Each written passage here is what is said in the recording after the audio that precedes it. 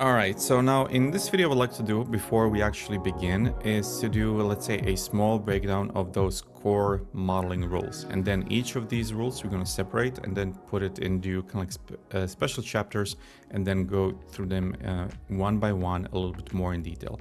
So number one is going to be subdivision modeling. What we are going to talk about here is going to be based on one very important factor, and that is going to be a subdivision preview. So meaning that we're going to have a single cube. Let me just also show you real quick.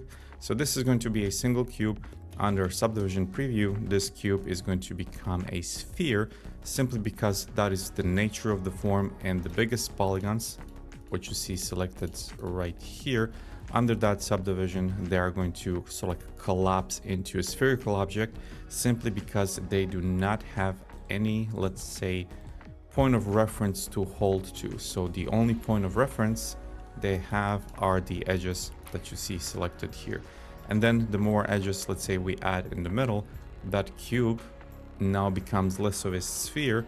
And then the more edges we decide to add, then that sphere slowly becomes a cube. So this is going to be that kind of like essence of a subdivision modeling and subdivision preview. And now the subdivision preview in Maya is going to be located on a hotkey number 3. Or also, if you have your object selected, go to attribute editor. You're going to see it here under smooth mesh preview. This is that very core of subdivision modeling. So without this, nothing else can be created. So one more thing here, I would like to mention that here we're going to have preview at division levels. That just simply means how smooth or not smooth you wish to have your preview. So obviously, more divisions you have, the smoother the result. One thing worth mentioning here, for let's say, if you have PC that is not as powerful, maybe 2 subdivisions is going to be more than enough. For, let's say, more powerful machines, 3 is going to be, again, plenty if you like to work with those most smoothest form in a preview, because obviously this is not going to be, let's say, ideal for working with curved surfaces. So at least 2 subdivisions, it's going to be more than enough. And I believe that's going to be set as default too. And then 3 can be if you like that extra smooth look. And basically that is all.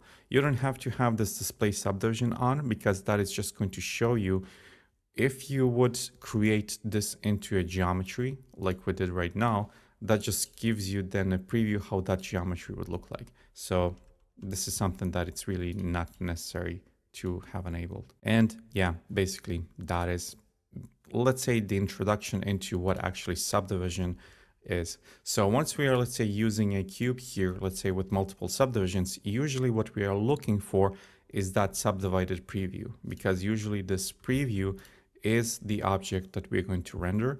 And then for that purpose, we're always going to, let's say, once we create anything, we are going to apply the subdivision preview just to see how the object would perform if we would actually decide and just render it as it is. So this is going to be kind of like that first rule. Second rule is going to be even spread. Now, even spread of the edges is going to be, if we need to analyze it further, just take this grid, let's say, as your point of reference. How you see this grid structured, this is going to be the point of reference on how actually we need to analyze, or let's say have structured polygons in our surface. So what you see selected right here, this is what we're going to refer as a polygon, and everything surrounding a polygon is going to be an edge or vertice right here. So these are going to be our core basics. And the structure of the polygon on a surface, ideally we are going to call even spread, simply because we are looking for that most, let's say, square-like shapes all across the surface. So if I, let's say, push this slightly to the side, this is not really ideal. So then we're going to know, all right, so we are kind of like not really getting close to that standard that we're looking for, which is that even spread. So being it this one, so that all squares are more or less even. This is going to be then our, let's say, strongest rule of them all, that we need to, whatever the surface is, whatever we're trying to do, we always trying to get this even spread or even balance of topology, as we're going to call it later, simply by looking on what size of the squares do we have. So if we have, let's say, a little bit of a difference like this, we are always going to call this then unbalanced or unbalanced topology. And then if we can, we're going to just adjust it a little bit more, getting closer to those most even squares possible. Later, we're going to talk a bit more in detail why is that, but for now, it's just important to know that this is going to be our overall goal. So moving forward from the even spread, we're going to talk about support loops. So support loops are going to be here at the very corners. So what you see selected right here, this is something that we're going to refer as support loop. So why do we need a support loop? Well, without those support loops, we are going to get, let's say, this result right here. So this is a relatively smoothened corner. And with support loops, as you notice, we get a little bit more of a sharper corner. So basically what support loops do, they keep the form in shape. So in a shape that it's controlled by the loops themselves. So meaning like these loops right here, they are close to this edge, which you see now selected. So this edge that I selected now, let me just isolate this. This edge that I selected at the moment, this is the edge that we're going to call or refer to as a structural edge. Now, the reason why we're going to call this edge a structural edge is simply because without that edge, form cannot exist. So if I take this and delete it, the form loses its structure. So that's why we're going to call this a structural edge. So every single edge that holds the structure in place, we are going to refer to as a structural edge, because without it, no form can hold its structure. Now, every structural edge is going to need a support loop. So support loop simply means holding the structural edge in place. So if I add now let's say a bevel here, chamfer off, and start to play here with the fraction and enable subdivision preview, you're going to see that closer we get to that edge, or closer two edges become together, they are going to hold that structure in place. Further they are, softer they are. So that is going to be kind of like that rule, that closer two edges are together, the stronger the highlight we're going to get. Further away they are from one another, the softer the highlight we're going to get. So we are basically going to use the support loops just to control that highlight a little bit better. So again, if you want to have a little bit more of a sharper result on our, let's say, final model, then we're going to put support loops closer together. And if you want to have a softer result, then we're going to just put them a little bit more apart, and then we're going to have a softer highlight. So this is basically, again, just a quick introduction what support loops are and how we're going to use them and why they're actually important. Also, thing here to mention is that technically these right here are also going to be our support loops. So what you see here selected, this is also technically a support loop and giving us a little bit more softer result. And then here, those support loops are only a little bit closer together, giving us,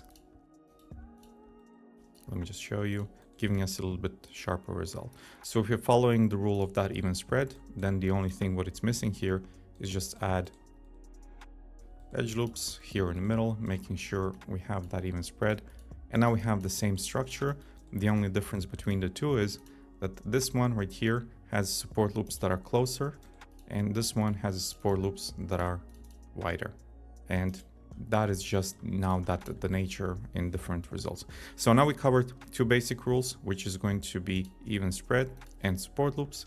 The next one is going to be density balancing, and you can see that right here. Sometimes we're going to have, let's say, denser topology. Sometimes we're going to have less density in our topology. When to use which one and for what reason, again, we're going to talk about a little bit later. But usually, just let's say for the reference point, if we do not plan to do any kind of detailing, any kind of complexity on our objects, usually we're going to go with this one, which is lower level density. And then if you plan to do any sort of like additional adjustments to the mesh, plan to do extremely complex, extremely detailed objects, then we are going to increase with the density a little bit further, let's say into this mid-level. So this is something we're going to refer to as lower level density. And this is something that we're going to refer to as, let's say, mid-level density. And usually for the majority of the cases, we're going to aim to this standard right here.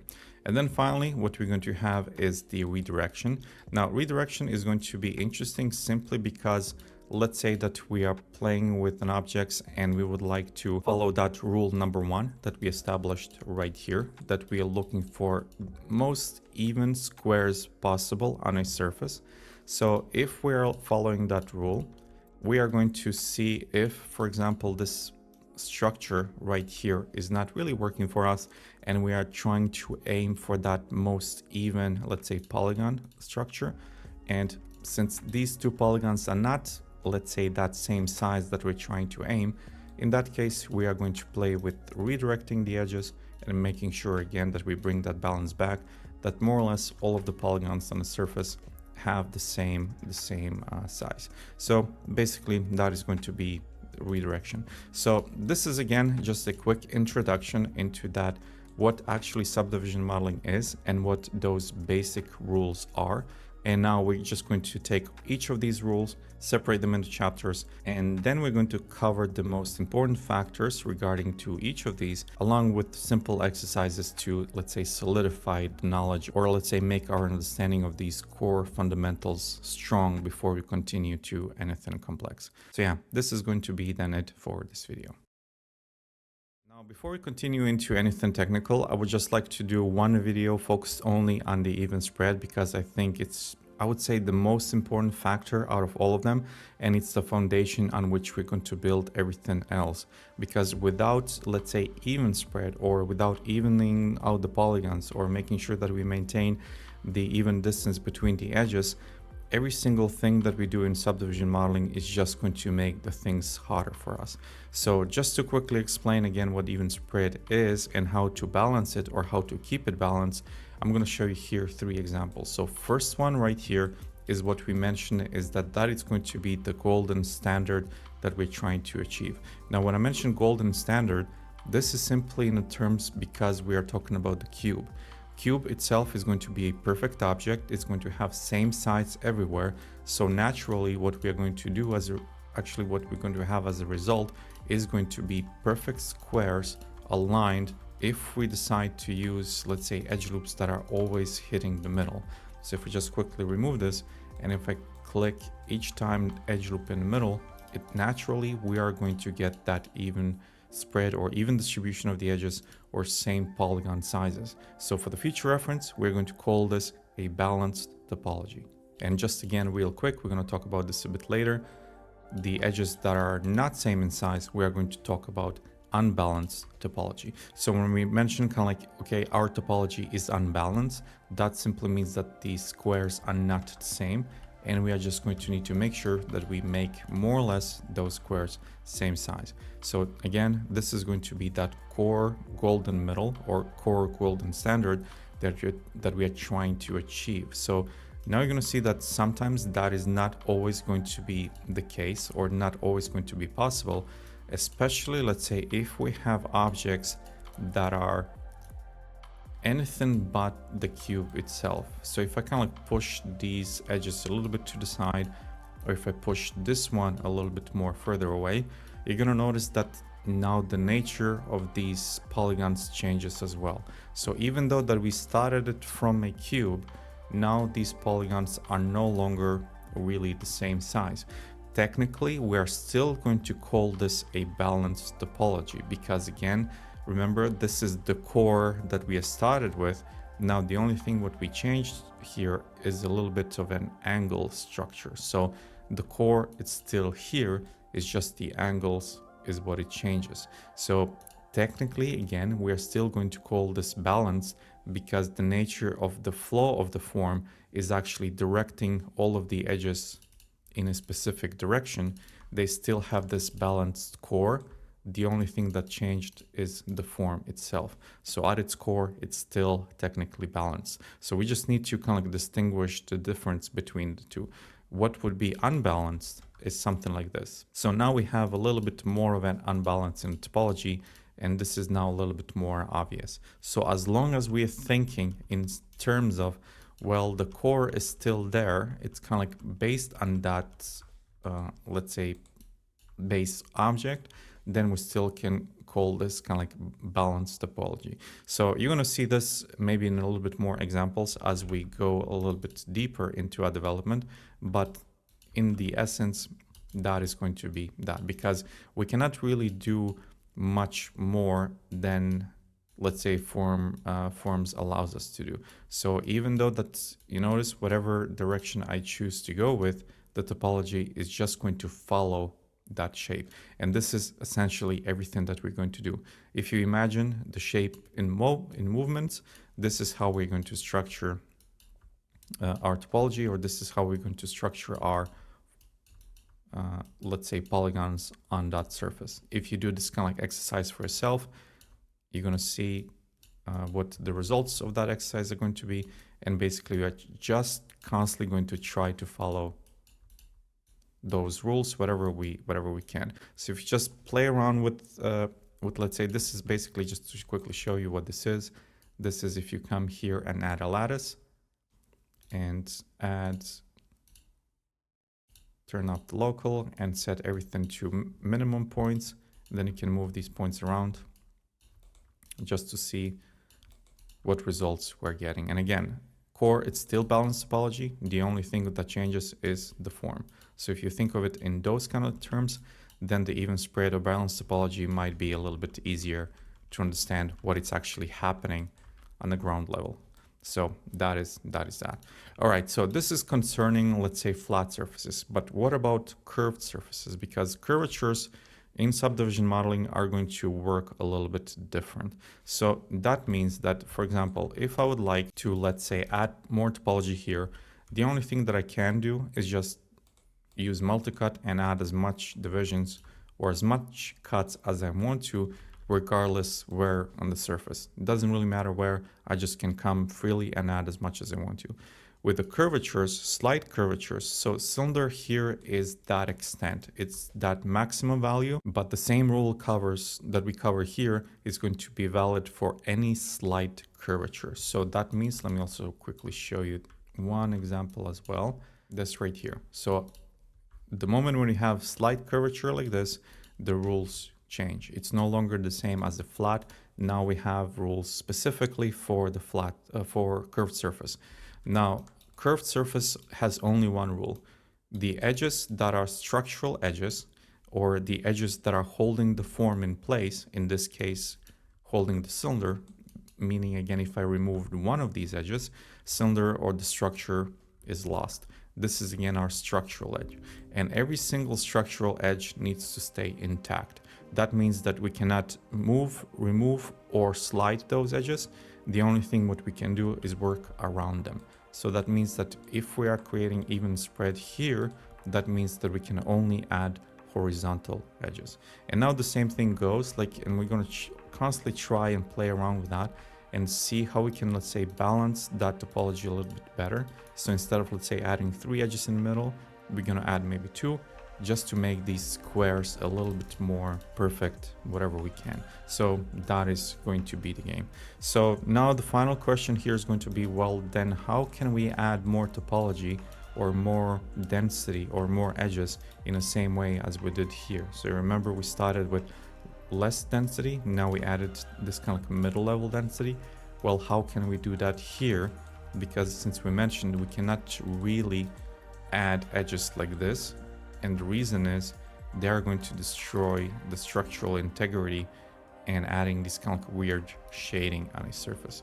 So this is not going to be the case in this example. So on the case of cylinder and in the case of any slight curved surface, to add more, let's say, density, to add more topology, to even this, let's say, one level forward, we are number one, making sure that this level is already balanced. And when that level is balanced, we're going to smooth it out, adding that extra level of density on the top. And this is going to be our, let's say, progression through even spread on a cylinder or any curved surface. So that is basically just that, again, fundamental, I would say, core behind the even spread. So this is something that we are going to aim at all times and at all costs. So it's going to be even spread above everything else. So when we are trying to create any type of object, being it a car, motorbike, spacecraft, character, doesn't matter what we do, this is always the aim that we're going to do.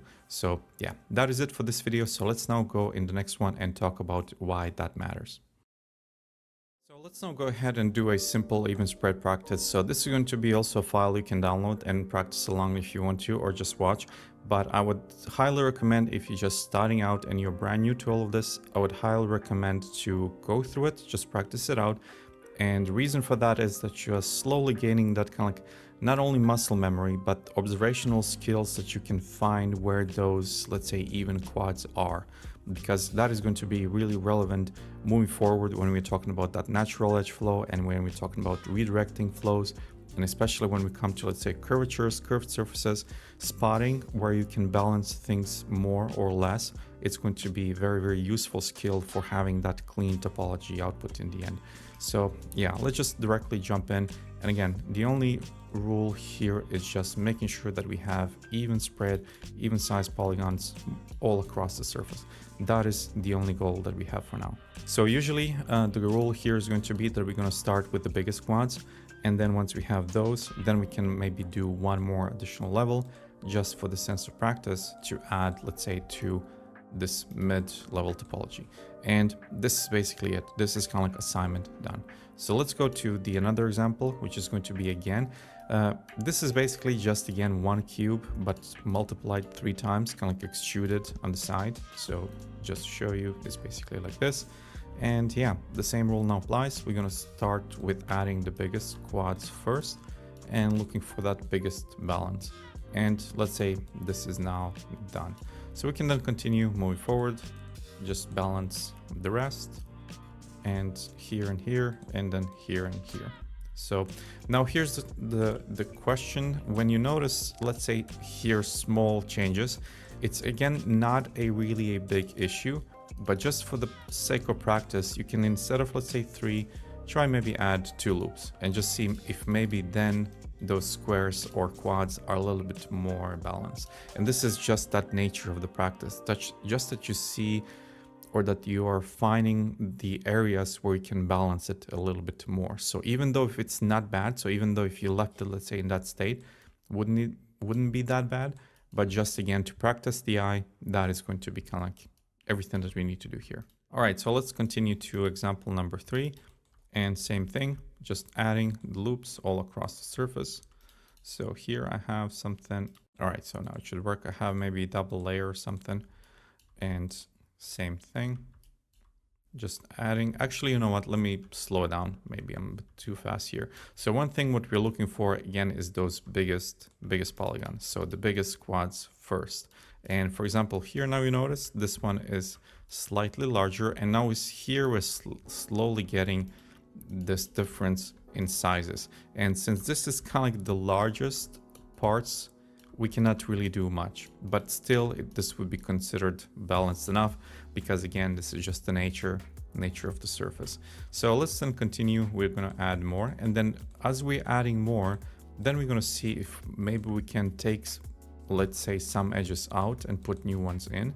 So for example, same thing as before, let's maybe try, instead of 3, we're going to start maybe with 2, and now this 2 looks again a little bit more closer. Now here we have this again a little bit more of a distance. So now the question is, should we remove the 1 or keep the 1 here? So it's really now dependent on what we are looking for, but I would say both situations are going to be good. If we are, let's say, looking to save polygons, then even if we leave it as this, it's going to be fine. Sometimes also, if the situations allows it, what we can also do is adjust the sizes here. So again, this is going to be very situational, and only if situation allows it, then we are going to maybe adjust some of the proportions to match that topology a bit more. But overall, even if we leave it here, it's not a big issue. Even if we add, let's say 1 here, it's not a big issue. Still, we're going to consider this more or less balanced. Even when we are adding even more topology, so let me also show you that, because then with more topology we can balance it even further.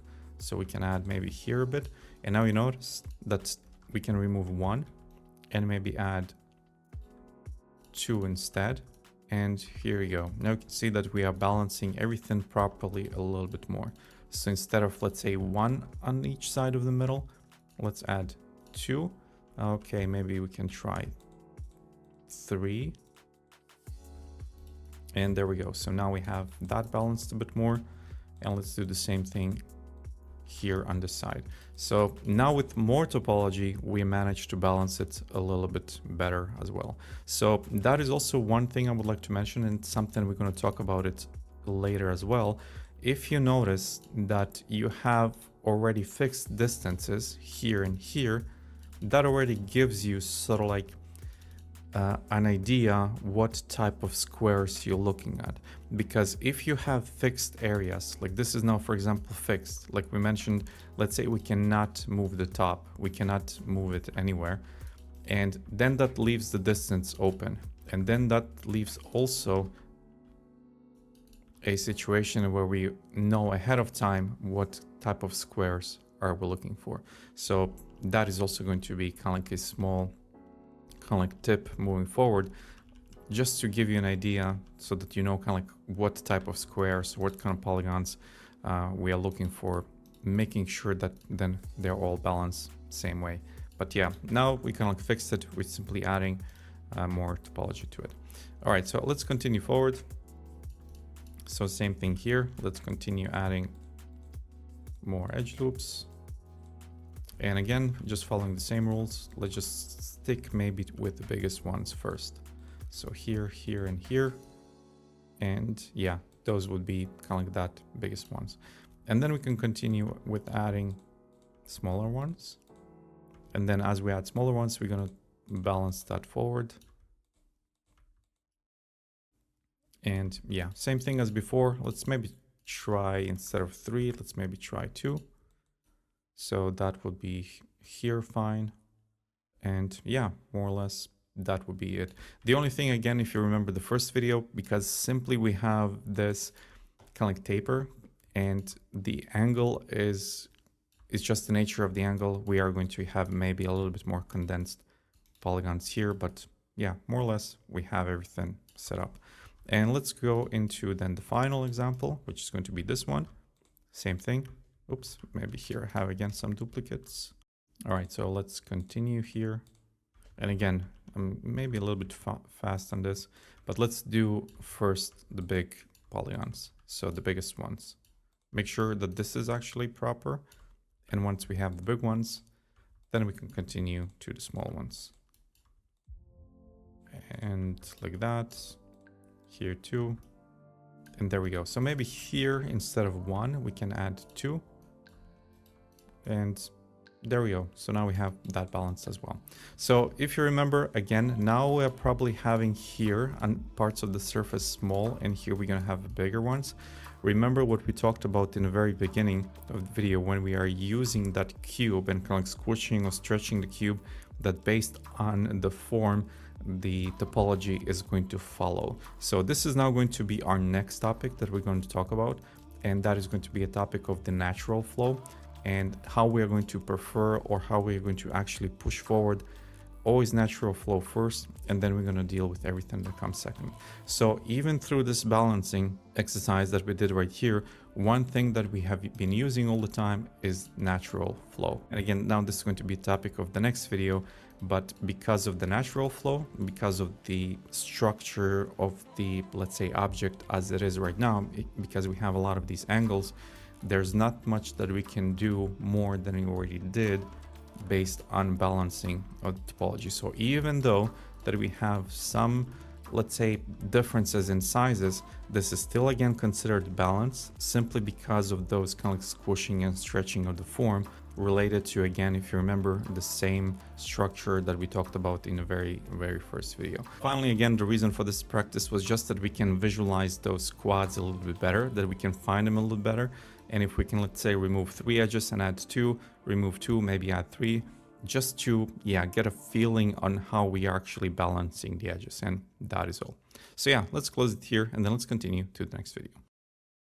Our next topic is going to be support loops. So support loops are relatively simple, so we won't take that much time here. But just again, a quick reminder, if you would have a simple cube, and if you would remove one of those edges, we would lose the structure of that cube. So for that reason, this edge, which is contributing to the structure, we are going to call a structural edge. Now, to maintain the structure of the cube in the first place, and again, if we are using this subdivision preview, and we do not want actually that this cube collapses into a sphere in the end, because again, we would like to maintain the structure of the cube while maintaining these corners, we need to add support loops around. So again, support loops, as its name suggests, they are going to support those structural edges. So let me just select here everything and add a bevel, turn chamfer off, and then add new loops here on top of sort of like the structural edge, and they are going to basically now support that structure, preventing it from collapsing within itself like that. So basically this is what a support loop is. So here on the top, what I wanted to showcase is that we're going to have two types of support loops. One is going to have sort of like this square corner, and the other is going to have this 45-degree cut corner. So the way how we approach two of them is going to be, again, depending on the results that we're trying to get. And just to quickly demonstrate, so I'm going to select this one, and then let's do a small extrusion. So small offset here on the side. And if I now subdivide preview this one, now we're going to have more of a cylindrical shape. That is the reason, because here the loop is going to be circular. So that simply means, again, since the loop is circular, the result that we're going to get around it is also going to be circular as well. And since the loop here is straightforward flat, that means that we are going to get also a flat result. So we can also combine the two together. So if you want to, let's say, tighten or sharpen something, we're going to constantly switch between these two and make forms or shapes that we would like to create. So for example, that means that if I would like to, let's say, create a softer corner here, that just means that I need to like replace the old one here with the new one. But the problem here is that the moment when we replace, let me just make sure camera base selection is off. The moment when we remove something on one end, we actually need to be sure that we remove everything else. So same thing is going to be on the back too, because you notice that these loops are now flowing all around. So if I now select this one, I just want to be sure that they stop at the same place where they begin with. So from the front, this is going to look like this, but from the side, we need to be sure that everything is removed. And there we go. So now we changed the direction of the support loop, and now the form is looking a little bit different. Same thing is going to be with this example. So if we're planning to replace this one with the new one, so for example, let's continue here a cut and here a cut. Same thing goes for the back. So I need to cut it here, and I need to cut it here and remove old. That also means that I need to connect these points together. I cannot just leave them open, because remember, we are always looking for those even quads. And there we go. So this is now a new shape. If you notice, there is a small problem here in the middle. And that problem is, well, basically what we are missing here is a support loop here and a support loop here. So now when we have that, then we have a proper new shape on our disposal. So yeah, there we go. Those are going to be the basics of the support loops. The only thing what it's missing here is going to be the balancing. But one thing what it's here really important to remember is that we still have even squares everywhere. So technically this is still going to be considered a balanced mesh. The only thing what we can do later is play with the density. So if we would like to, let's say, maybe add a little bit more topology. If we do, however, then the corners are going to change as well. Same thing here. Now you're going to notice we're going to have this oval shape. The moment when we add a little bit more topology here, the shape is going to change as well. So it's really going to be dependent on which type of forms are we aiming for and what are we trying to do. But in reality, when we're talking about support loops, we're always going to have only the two. So it's either going to be this one or it's going to be this one. There's not really going to be a third one. And in the end, just to wrap it up, we're going to have only two support loop versions. It's either going to be flat like this, or it's going to be 45-degree angle circular. So there's not going to be a third one. There's just going to be a combination of the two. Let me just show you that as well. And the combination of the two is going to be if we're going to extrude this one on the outside. So that means that it contains regular, let's say, loop on the inside, but actually has this one on the outside. So that is kind of like, I would say, combination. And if we want to go even further, since we have this polygon right here, that means that this is going to be our balance. That means again that we need to balance our topology to that level. And in the end, if we need to kind of like notice what it's actually happening here, is that we are actually getting this one in the first place. So again, if I balance topology here with that natural flow, same way. Now we have more or less similar results. So basically, yeah, that is going to be our basis for creating support loops. So similar always, before we continue, let's just do a small practice here. And yeah, our goal is going to be just to create support loops based on information that we covered in a previous video. And we are going to reuse the files that we already created. So I just picked these three right here. And I think this is going to be more than enough to just kind of like bring that point home. All right, so one thing here that it's going to be relevant to understand is that we are going to have a couple of ways that we can actually add support loops. So if I would pick, let's say, this as an extrusion, what we can do is select every single structural edge. So like this, here and here. And let's say this one, and let's say this one. So all of these are structural edges that are holding the form in place. And then we can go simply and go bevel edge, chamfer off. And here we have a quick support loop. So this is sometimes going to be a quickest way to add support loops. However, there are going to be also a couple of other ways. One way is going to be manual. We're just going to add a loop here, loop here, loop here, and manual loops everywhere on the side. And just again, making sure that we're balancing topology. And this is again going to be another way how we can add support loops. Third way is going to be, for example, if we are working directly from a flat surface, like in our case. So I'll show you that as well. So this is now a flat surface, and then we are simply going to create an offset first.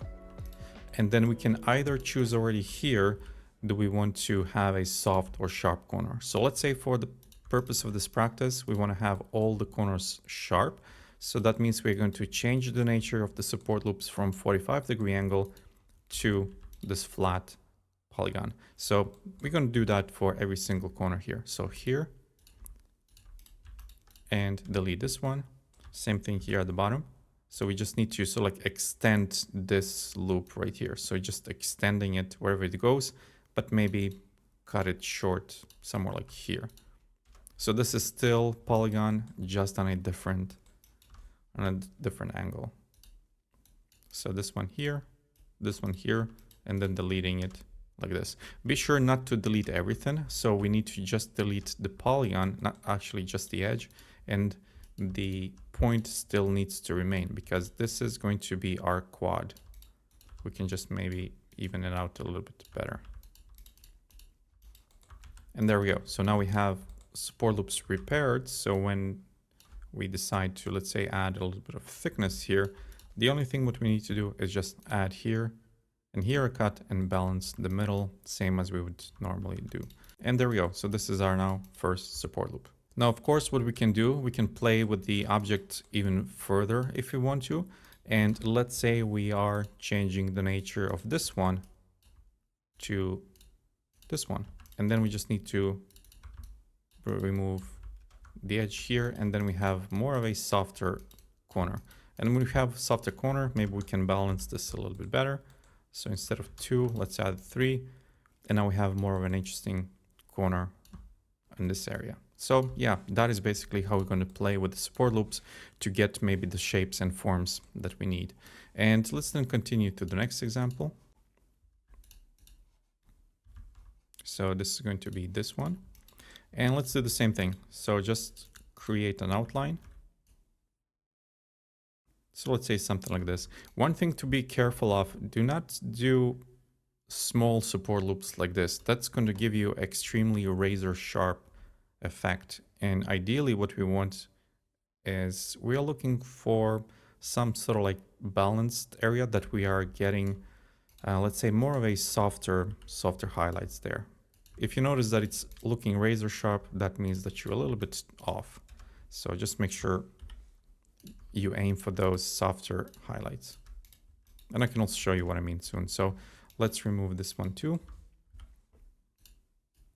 This one, and I don't know, we have one on the top. So we cannot change outside. So we can only change outside corners. We cannot change inside corners. So inside ones, we're going to have a different approach, something we're going to talk about later. But so far, just in case you're thinking of adding something like this, my suggestion would be don't do it, because this is something we will not do, and this is something we're going to talk about a little bit later. And the only corners we can change are going to be those outside ones. Inside ones we cannot really do much about. So that is going to be our option for now. And let's then do maybe extrusion, something like this. And yeah, just create. And again, when we're creating inside support loops, just again, be sure to aim the same polygon size you established here. So if this one is established like so, you will not aim inside ones larger. So you're always going to aim that you're getting more or less the same sizes here as well. And the same thing goes here, and then just balance the middle. And also what we can do, same thing, if we decide to change the nature of this one, we can do it like so. So delete the old, and always be sure to connect everything on the back as well. So if you're changing something on the front, be sure to change it also on the back, and then delete. And there we go. So now we have a different flow and a different structure. Instead of a sharp corner, now we have more of a softer corner. Same thing, what we can do is also here, in case we change our minds, change it front, change it back, and make sure that both connect and delete. And there we go. So now we have a more of a softer transition there as well. So I can show you now what I mean by highlight. Let me add here metalness and add a bit more this down. So you see here that our corners are relatively soft. And if I would have a cube, and let me just also show you this. So select all, bevel edge. And if this would be extremely close like this, and if we add that material, you're going to notice that this new one is going to be almost razor sharp. We are not going to have that much of a highlight as we have that highlight here. So just be careful of that, because we are looking more of a softer highlight than a sharper highlight. So that's going to be kind of like that general rule. All right, so we have one more. So let's do this one too. And small offset, and let's change the direction here,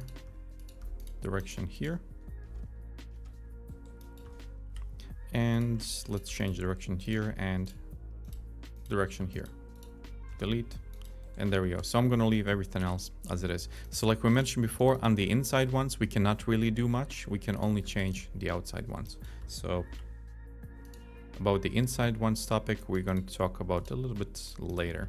But for now, we're just focusing on practice right here. And there we go. So that is support loops on the outside. And let's add a little bit of thickness. Same thing when we are creating support loop on the outside, just making sure that the corners here more or less match. And then one loop in the middle. And we should also not forget same support loops here on the inside as well. And there we go. So that is going to be it for our support loop practice. So let's now continue to the next topic on our list, which is going to be the natural flow in combination with even spread. So even spread, like we mentioned before, that is going to be our balance topology, and natural flow is directly connected to that even spread or balance topology. So just to explain what natural flow is, natural flow of edges is going to usually always follow the direction of the surface. So what you see here, what it's selected, that is already considered a natural edge flow. Same thing if we just isolate, let's say, the front face of the cube, this is going to be then that result.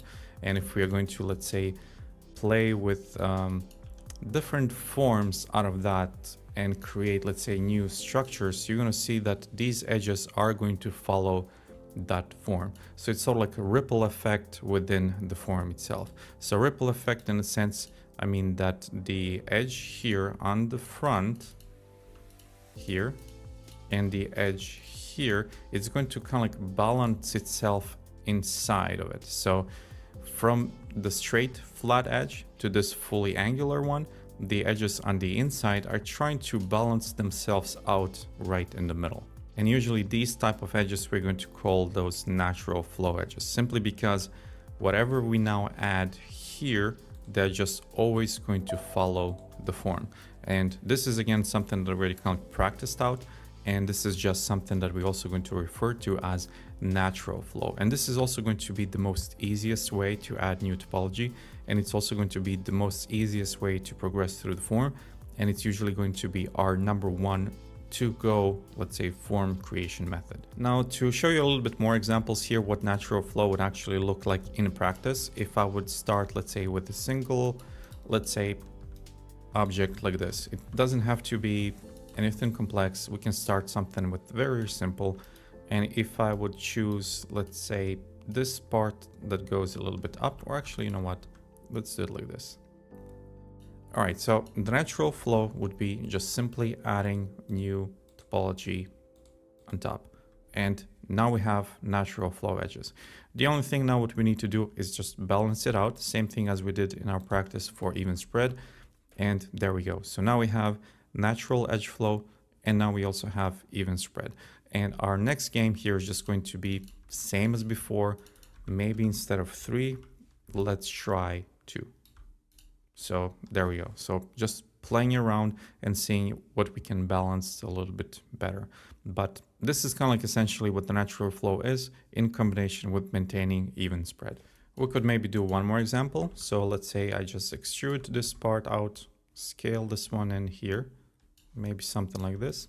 And let me also maybe do one more, but I will just put it to the side and center them like this, so we can compare maybe both a bit better. All right, so natural flow here is going to be, let's say, add loop in the middle and add those biggest quads, which we already have, and just repopulate the surface with, let's say, that mid balance. And there we go. So this is again that natural flow. Here we can do one more version. What if, let's say, that we change some parts of the structure here? Let's say something like this. Again, natural flow would just follow that form all across. So as you notice, now if we compare the two results, that natural flow of the edges is going to adapt itself to whatever, let's say, structure we established. So we first establish, let's say, that structure, and then around that structure, we are going to build a new edges. So let me show you one more example here. So now these are 2 examples, and the only change now what we're going to do is push this maybe a little bit on the back, and also this one a little bit to the back. And simply because now these 2 edges, we now have a different structure. And again, now we're coming back to that topic. This now is our structural edge, because without these edges, there is no object, there is no structure. So for that reason, again, we call those structural edges. And now since we have a new structural edge here, and we add again that even spread everywhere, following that natural edge flow, we are going to get 2 different results with that simple change. And you notice that now this new kind of like natural edge flow is going to adapt itself based on how structural edges are created. And basically that is all that there is. So this is going to be that kind of like natural flow of the edges that we're going to utilize first. based on whatever the structure of the edges is. And as you notice, it's not as hard, it's relatively easy to implement, and we're just adding the topology based on how that structure is. While of course at the same time making sure that we are maintaining that even spread of the edges. So this is just again a short introduction into that natural edge flow, and I would say that maybe in the next video we do a couple more exercises just so that we solidify our understanding of even spread and natural flow. So in this video, let's do one more exercise, and this is again going to be based on even spread, balanced topology, and natural edge flow. So the reason why we need to do this so often, let's say early on, is because everything that we do later regarding, let's say, density, curvatures, redirections, it's going to be under the assumption that we have strong understanding of exactly these fundamentals that we talk about here. So that even spread and natural flow of the edges, because if we cannot spot, let's say, some of the, let's say, imbalances on these simple objects, we're going to struggle that much more later when we come to those curved surfaces. And for curvatures, it's really going to be important that we manage, let's say, to spot those imbalances in a surface. So just kind of like that we are prepared for those areas later, we're going to do more practices here. So again, kind of like just following that same rule, establishing biggest quads first and looking for the areas where we can maybe balance the topology a little bit better. So maybe here also instead of 1, let's try 2. So yeah, this is already looking a little bit better.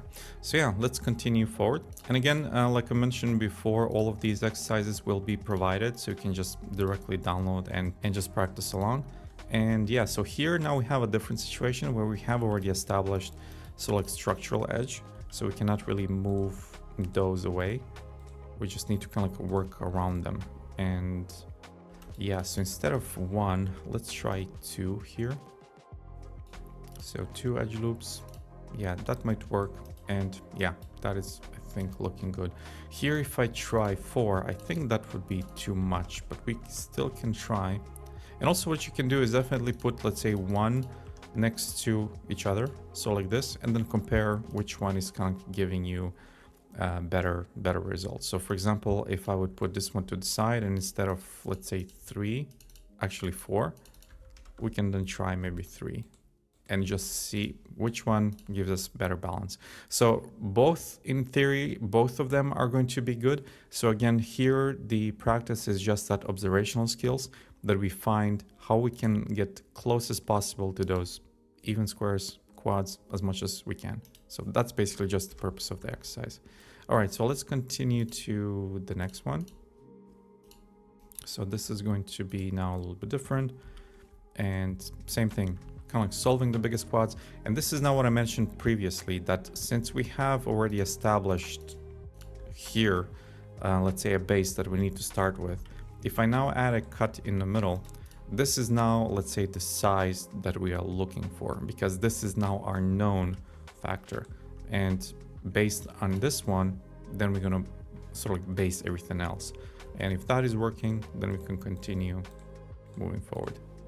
And there we go. So that is also going to be more or less balanced. Again, if you want to practice further, you can maybe try how it's going to be with 2. So maybe 2 works better. And maybe turn the symmetry off, and let's try 3 on the other side, just to see which one works better. So left one is a little bit more balanced, but even if we leave it, let's say, with 2, that would not be a big issue. So in theory, both of them would be balanced enough, except it's just going to be, let's say, based on a situation that we are in, what we are looking for, or which one we're going to choose in the end. But in reality, we would still consider technically both unbalanced. So let's then continue forward. So now we're going to have this one with an opening.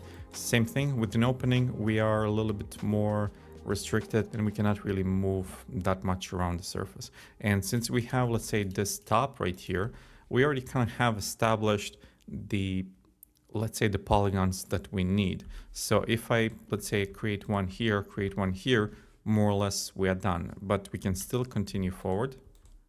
And just based on that, we can add maybe a little bit more density here, just a little bit more resolution, because this is sort of like that middle that we are looking for.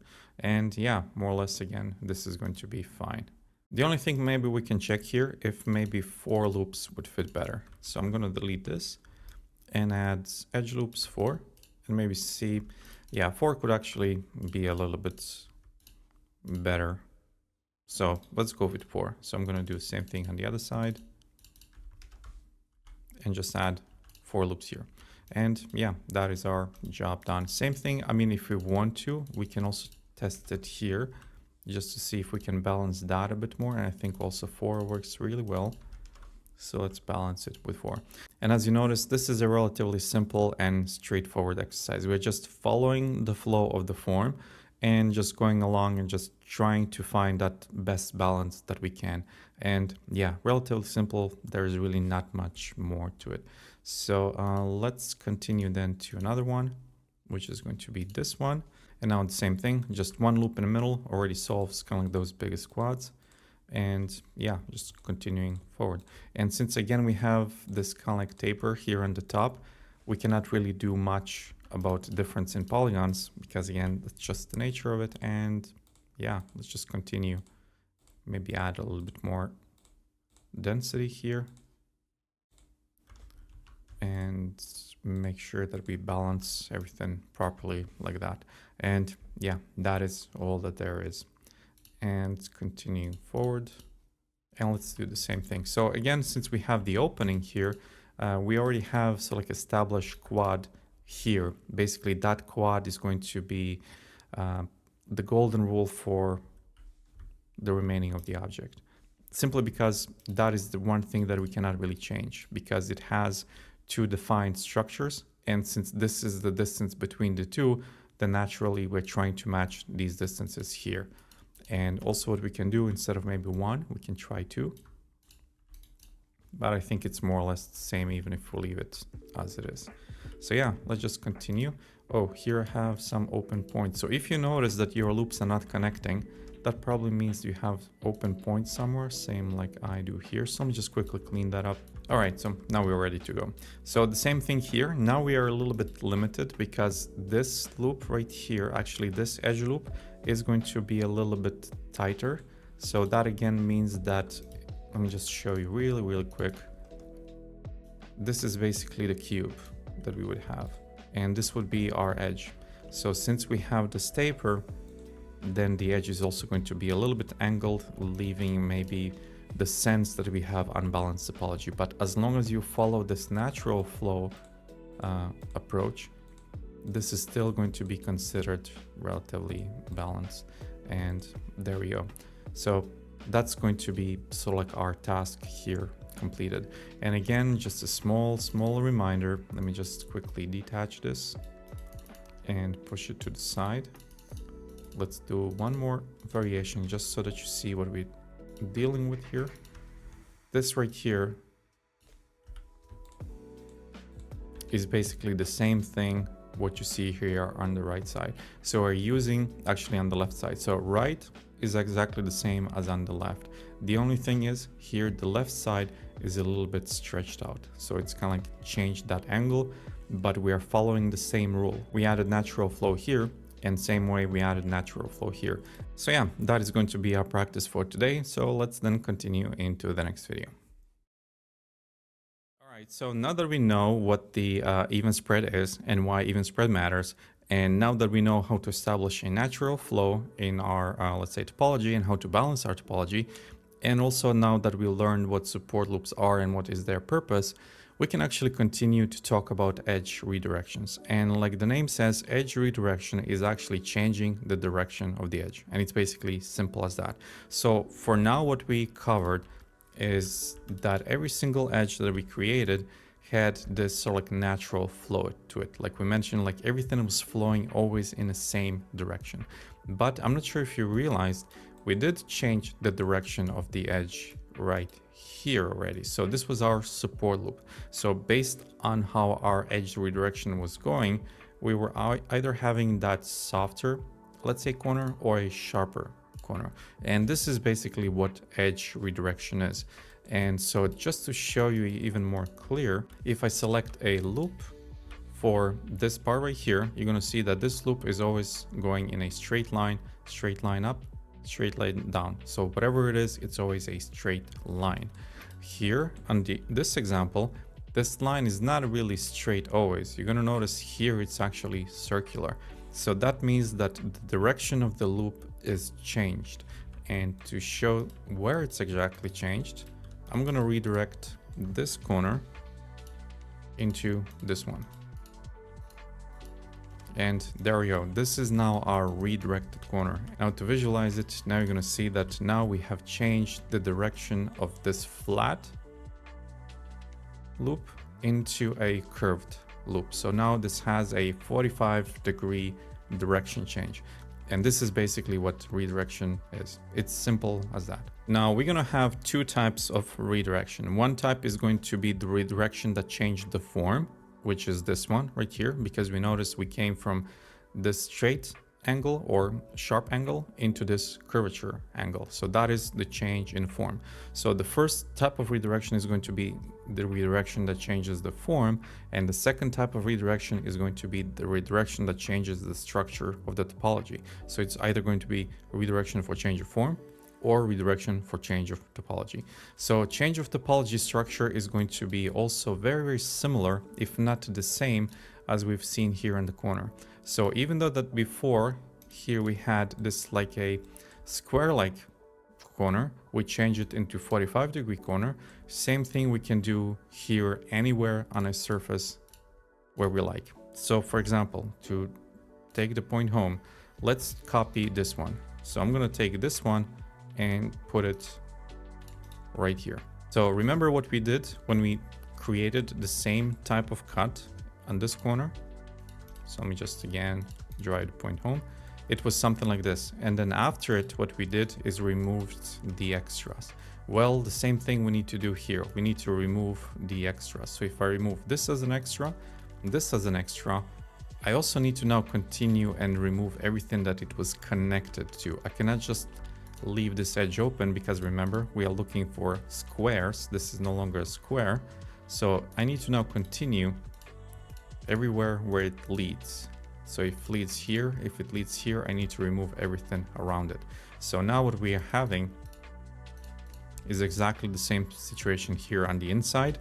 And this is now also what we talked before, except I forgot here some points. So this is now again the same situation where we have now redirected corner here on the inside of our mesh, except the only difference is that the inside is not changing the structure of the form, but it's just changing the nature or direction where this topology is flowing.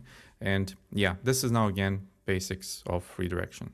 Now here I want to show you two more examples before we continue into our practice. So let's do one more situation where we mentioned if I add this cut in the middle, that means that I'm going to need to remove everything related to it. So we do get our situation, but I also need to remove these edges right here.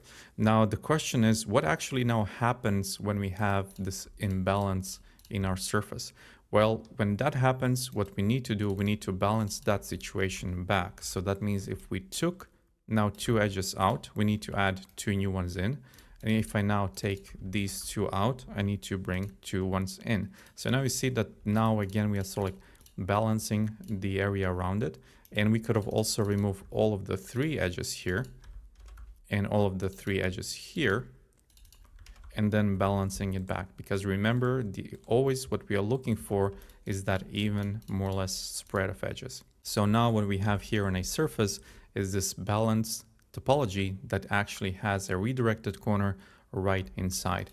And also now if we remove this part right here, what we are getting is a redirected edge right here. So later I'm going to also show you how to get that edge from, let's say, a normal topology, or I can actually do it maybe right now if I just push this maybe a little bit more to the side. So this redirected corner is the corner, if you remember, that we mentioned that we cannot really use on the inside.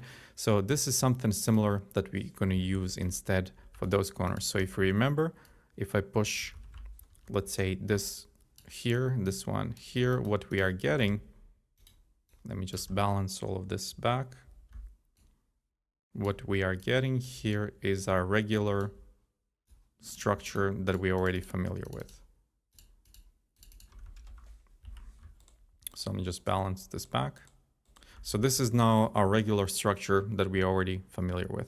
But we can now get to this structure by, again, applying the same rule. Kind of like deleting these two and bringing them back, and now we have redirect corner. Sometimes though, we will not be able to remove the complete edge like that. Sometimes we are going to need to remove only this part because this, let's say, edge might be changed to something else that we cannot remove. So instead we're going to need to do manual work that we are sort of like sliding this one to the side. So kind of like imagine it being here and we're just sliding only the corner to the side while still maintaining the same structure. So again, this is going to be another way how we're going to use redirection. And again, just a small reminder, this is exactly the same thing as we would change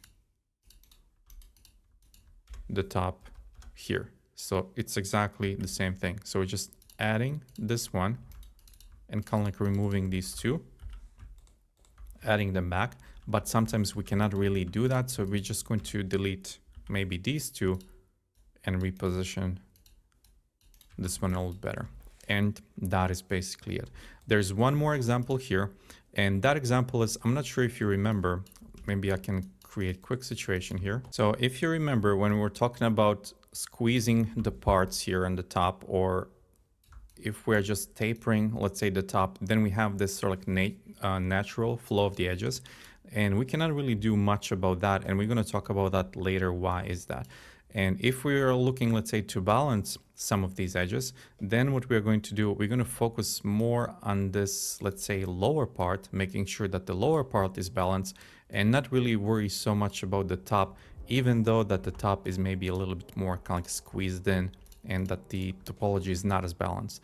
So this is now coming into play where we're going to actually use redirection or kind of like balance the topology on the top with playing with redirecting the edge. So what we can do here is, well, we would need to ideally solve the top that it's more or less evenly spread out here on the bottom. So I'm actually going to create a copy so we can compare something.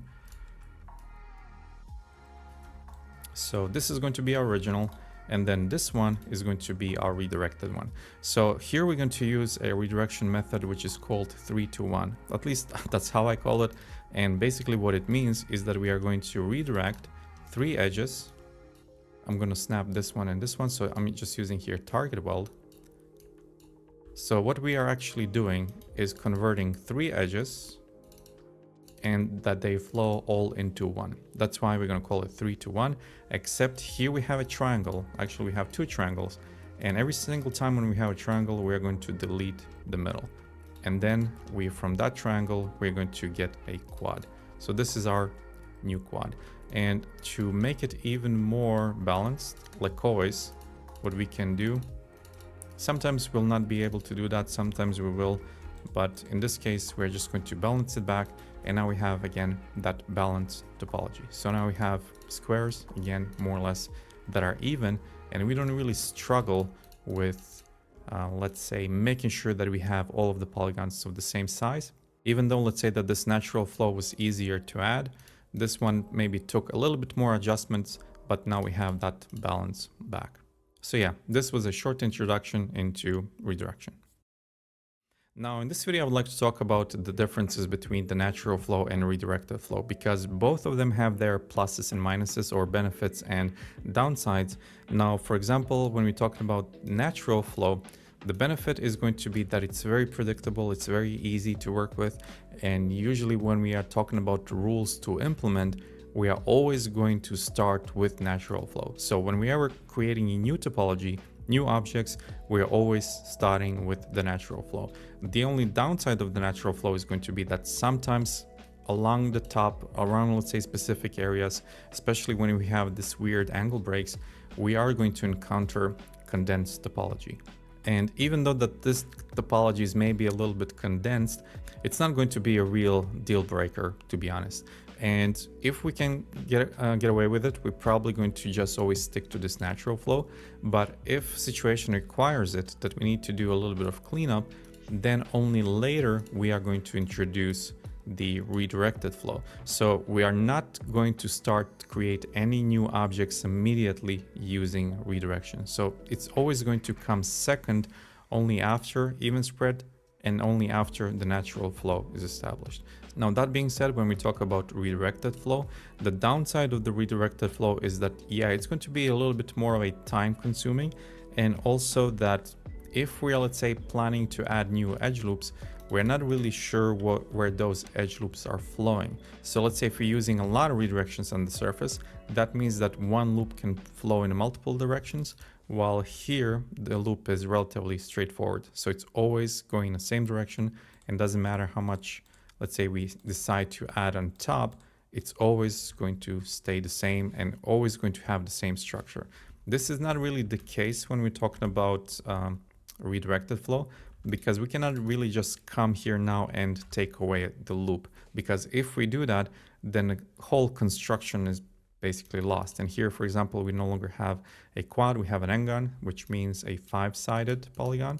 So we have now 5 sides here. And if you remember, we're always looking for those 4. So if we remove one loop, there's going to be, yeah, a little bit more fine tuning, kind of like bringing it back.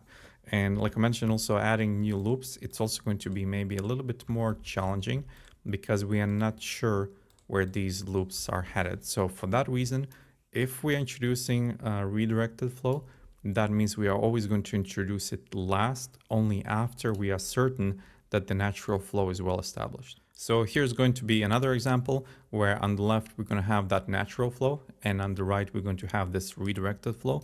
Let's say we wanted to have a little bit more of a sharper corner here, as opposed to the soft corner that we have from this natural flow. So that's why we decided to go with the redirected, and also maybe we would like to clean up here at the top a bit more. That's why we decided to go with the redirected. And with redirection, like I mentioned, sometimes it's going to be maybe a little bit more tricky to just remove the edges and maybe add new ones. So here down, it's not a big deal.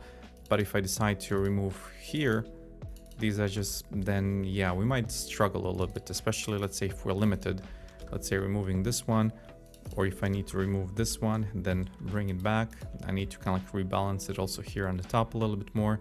And yeah, it's going to be a little bit more of a finicky fine-tuning work. So again, for that reason, we are just going to be sure that this is the workflow we do, so like dead last, only after natural flow is established. Same thing again, if we decide to add new loops, yeah, we're going to be a little bit more restrictive in where those loops are flowing, in which direction they are taking, and especially again if we're talking about multiple redirections on the same surface. So luckily for now, these two are not really interfering that much, only here and here, and the rest is more or less kind of like open. But again, just one thing to keep in mind, and when we're talking about redirections, this is going to be the reason why when we are approaching a surface, we're always going to aim for natural edge flow first. And once that is established, then we're going to take the time and optimize and clean up maybe with a few redirections only if it's necessary. So yeah, this is going to be the main differences between the natural flow and redirected flow. Okay, so let's now continue and wrap everything up in a single practice. So what we have here is again the same file that we practiced support loops on. So now we're just going to address the corner, if you remember, which we mentioned, this one right here, that we said we're going to come back to it later. Because in support loop video, what we did, we created these corners right here, and then we can just continue kind of doing the same thing here on the side and remove these parts. And let's go ahead and do the same thing here on the top and fix this one here, kind of just switch them from that soft to more of a sharper corner. And let's now deal with this one. So this one is now exactly the same thing what we talked in the previous video, where we are redirecting this area and redirecting this area and redirecting this area. So now what is actually happening, I'm not sure if you notice, the same structure as we had before. So if I kind of like rotate it here, you're gonna see this is now the same structure that we had in a previous video. So just kind of like removing this one a little bit more to the side, and then removing this one to the side and removing the old part. So it's exactly the same thing. So just kind of like on reverse. And this is now the way that we're going to, let's say, create those more of a softer corners. And yeah, the only thing now we're going to do is maybe remove some of the edges, maybe rebalance this one, and maybe remove this one here and also rebalance it too. The only issue here is going to be that we are always trying to balance these corners as well, so that more or less we are getting, let's say, the same size here too, that we are not getting too much of a corner, because this is something that I see quite often, this right here. So kind of like overly razor sharp corners. Sometimes you may want that, sometimes not, but just to practice the balance, I would suggest, at least for the beginning, kind of keeping it a little bit more off to the sides. So something like that, and we can then rebalance these three back. Now, if you want to, we can continue forward and use the same practice with the redirection here, like we mentioned, that 3 to 1, where we're going to take this one and this one, connect it into a singular point, remove the 2, or remove the triangle, and push it down. And that is sort of like our balanced part. And I'm not sure if you noticed, now you're going to see that now also our redirected edge is also going to flow in a different direction. And this is also now what I mean, like that sometimes when we're using redirections, it might be a little bit tricky to notice in which direction now the edge flow is going to go. So for that reason, we're always going to kind of like stick to that very, very last edit. So we can also maybe add now a little bit of thickness, bring back that support loops here and here, loop in the middle, and there we go. So now we have all of the corners sharpened up, including this one as well. All right, so let's then continue forward. We have one more example here. So this is going to be this one. So let's do the same thing. So this time around, we're going to go through the whole process. So just extrude everything.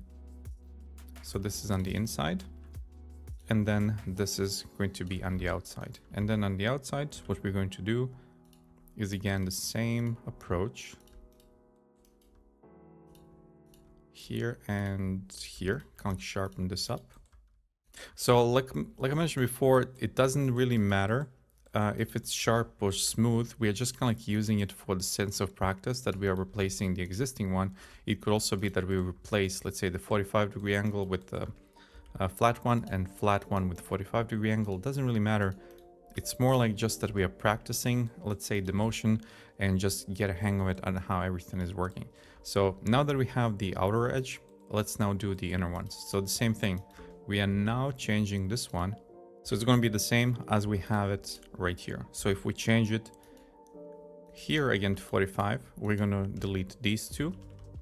And same thing is going to be if we add here 45, we are just going to delete these two, but also push them here down. So it's kind of like the same thing. And we need to do the same thing at the bottom. So here and here, and remove these two. And now the only issue is the balancing. So we can now take these two away, and let's add 2 edge loops. And let's take these two away and bring them back.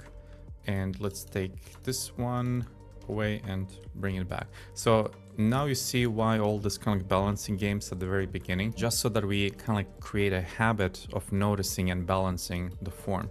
Because when we come here, you're going to notice that things are going to get a little bit more, I wouldn't say chaotic, just a little bit different. And if we have this muscle memory that we are kind of like looking always for those kind of even quads, and we're looking for that overall balance in the mesh, then this is going to be already kind of like in the muscle memory. And as we are progressing, as we're moving through the mesh, then we're always going to find a way to maybe balancing a little bit better. And then the only thing what we need to do now again is just add a little bit of thickness and add here a cut, and cut in the middle. And same thing here, just support loop, cut in the middle, and there we go. So now we have also a little bit more of a tighter corner here as well. Now, of course, there's going to be more variations in redirections. There are going to be more situations, and we're going to explore those too. But for beginning to start with, this is going to be our base on which everything else is going to be built. So for now, the only suggestion here I can give is that take the examples that you see below the video, try to kind of test them out, and just simply see how far you can, let's say, balance the topology, how much you can redirect. And also what I would highly recommend is kind of creating duplicates or creating copies where, for example, you have one copy that it's maybe redirected edge and the other one that it's sort of natural flow. So I'm going to also leave examples for that just so you can kind of see the direction where to go. But overall, yeah, this is going to be then it for now. So let's now take a look into another form of redirection, which is going to be based on the form itself. So right now we use the redirections that are based on a topology. So topology that I already have, but what if we have to change the form in the first place? So let me explain what I mean by that. So I'm going to just remove all of these edges and this one, this one, this one. So we are no longer working, let's say, with the natural flow. And what if I want to bend the form around this area?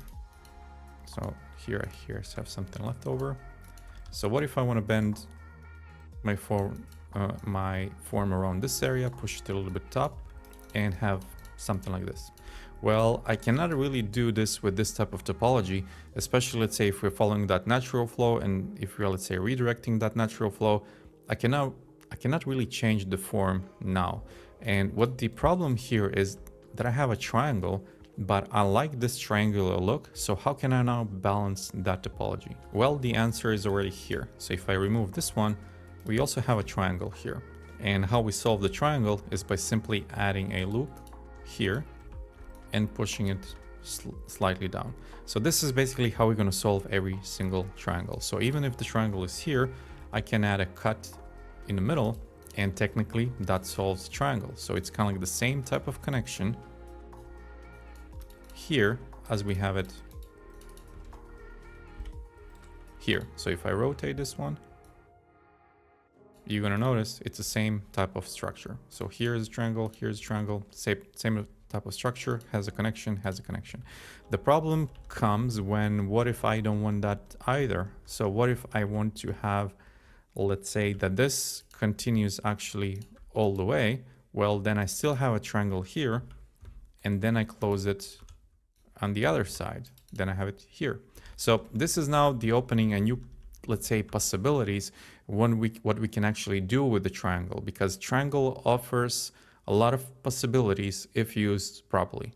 So that now means ideally what we are looking for is to solve a triangle always from the top.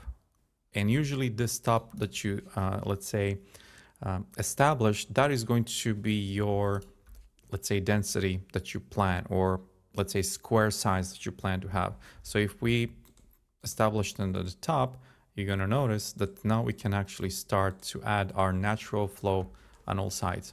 And now we have our natural flow back, and this triangle on the top is exactly the same as this one, and we can just sort of like push it a little bit more to the down. And now at the top right here, we have the same situation that we have here. And basically that is how we're going to use, let's say, triangles, or how we're going to use those condensed areas and use this sort of like 3-to-1 connection to redirect parts and just make sure everything is balanced. And same thing, now we can actually stack this together, which means that if this is now unbalanced in combination with this one, well, we can just stack it all together. So I'm going to add a loop here. I'm going to add loop here. Does not really matter where they flow. What matters is where they stop. And where they're going to stop is going to be similar to this situation. They're going to stop here. We're going to remove everything extra. We're going to remove this middle, and now we get the same situation again. So again, we're just stocking the same stuff all over again. And now we have a balanced area on the right, which is exactly the same or more or less similar to this one. So again, same condensed area, except this time around is flowing directly into a triangle. So we have this situation, we have it here. And the same thing would go for the other side. Doesn't matter where these flows, it's matter where they stop. So we're gonna stop them here, delete the rest, delete this one, and push this one down. So basically now we have a balanced topology all across, and redirection is used properly to support if we want to, let's say, bevel edge, and if we want to, let's say, add a support loop here, and if we want to, let's say, add a thickness. So now we have this type of form, and now we have topology that it's actually supporting that form. So sometimes it is going to be necessary to follow the form instead of following topology. So far we were following, let's say, topology mostly because we wanted to follow that natural flow, natural, let's say, even spread. But sometimes we are going to need to adjust based on the form as well, because usually the form is what counts, and then topology is going to complement that form, and how we're balancing that topology is going to be again reflected in that final form. So this right here is going to be another example. So before, what we used is just that natural edge flow, but what if, let's say, that we would like to use this flow, and then same thing, bend it around this area. So then we cannot really use that natural flow. And again, we have this big triangle here, and if we create a cut here, or if we create a cut here, then we're going to have this sort of situation where we can just again continue adding the loops. But what if again we are using the same rule that we just create cut on the triangle on the top as far as it goes, let's say somewhere like this, maybe even further away like that, and then this is going to be, let's say, our polygon base. So that means that this is going to be our targeted polygon all across the surface. So if we start adding, more or less we can now balance, let's say, around that polygon. So let's say 2 here, let's say 2 here, and then we add a cut here, and more or less, yeah, now we are done. And we just need to push this one to the side, and there we go. So now we have, again, balanced topology around this corner right here. Okay, so here I have something breaking, but I'm going to, so this one here, this one here, and this one here, just to quickly demonstrate. And now we have so like this type of look, which again, we would not really get if we would stick to that original flow. Now, the similar thing is going to be with this one. So if you remember, same thing at the very start, we practiced only that natural flow, even spread. Well, what if now we would like to connect it somewhere differently, let's say right here. So connecting again, now we're looking for those triangles.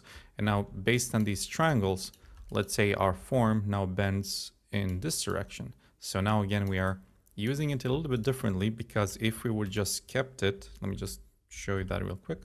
If we kind of kept it where it was, then we would not really be able to create this sort of cut or create sort of like this type of bend. So in this case, this natural flow topology would not really help us in this case.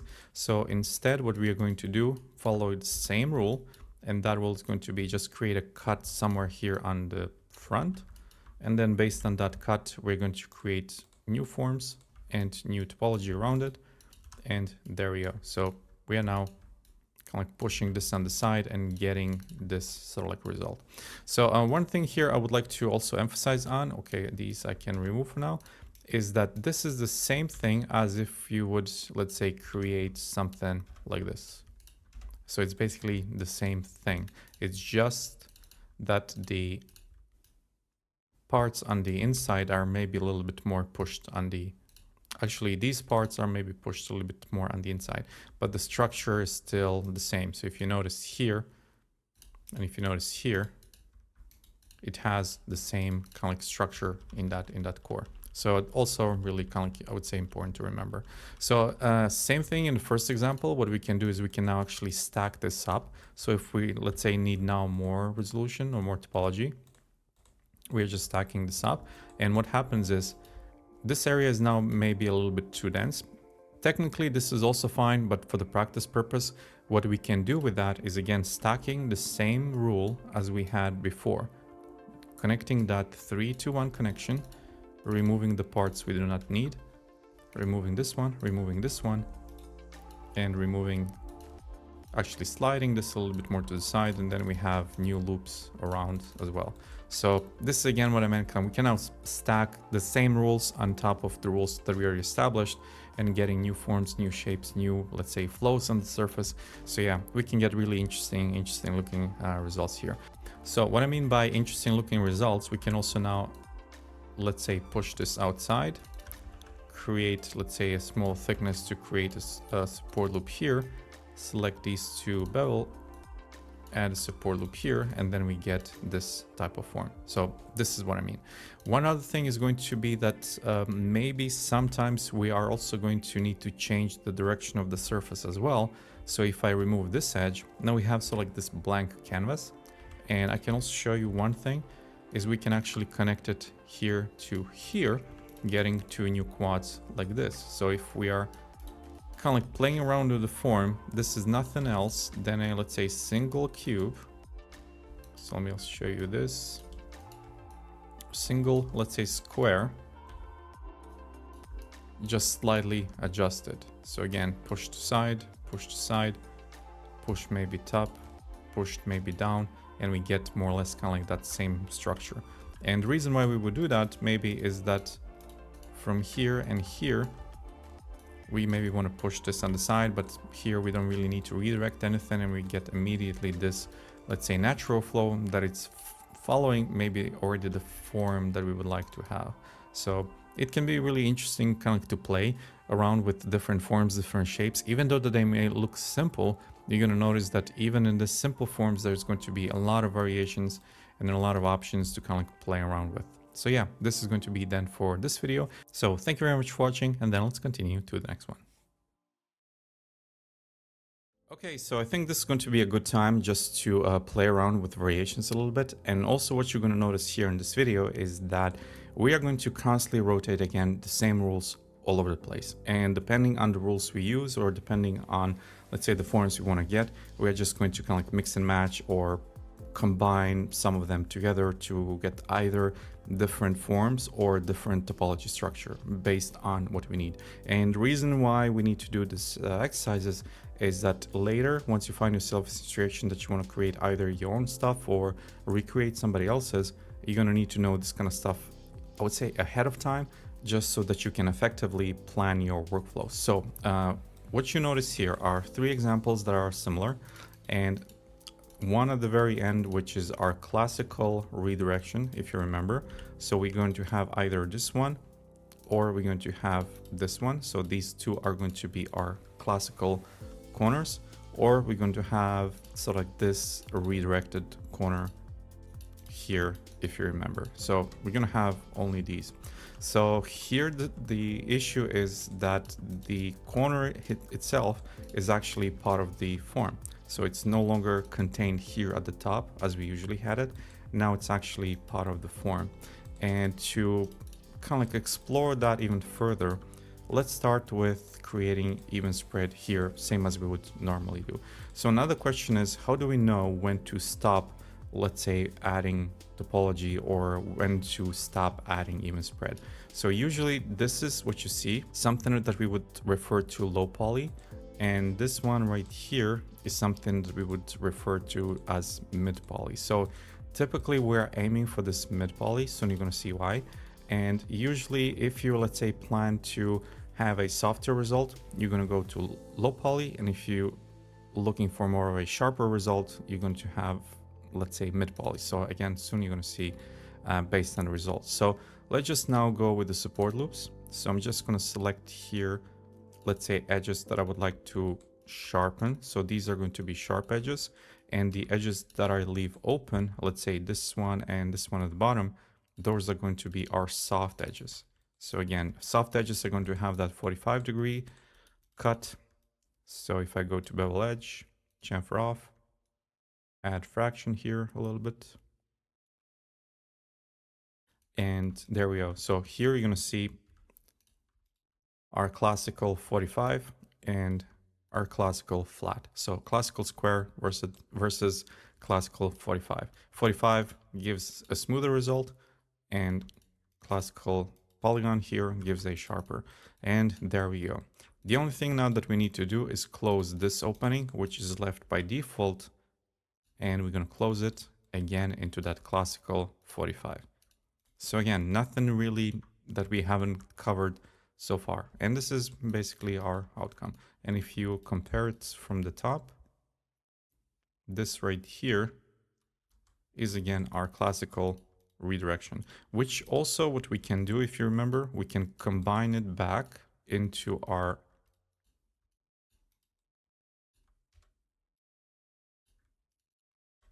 square like this. So again, just two examples, and combining it back to the square, we get now a softer result here. Now the question is what to do if we just stop here, and let's do the same thing. So what result we get then? So like I mentioned, we have less resolution, we're going to have softer result. So I'm just going to select this. These two, again, I'm going to leave open.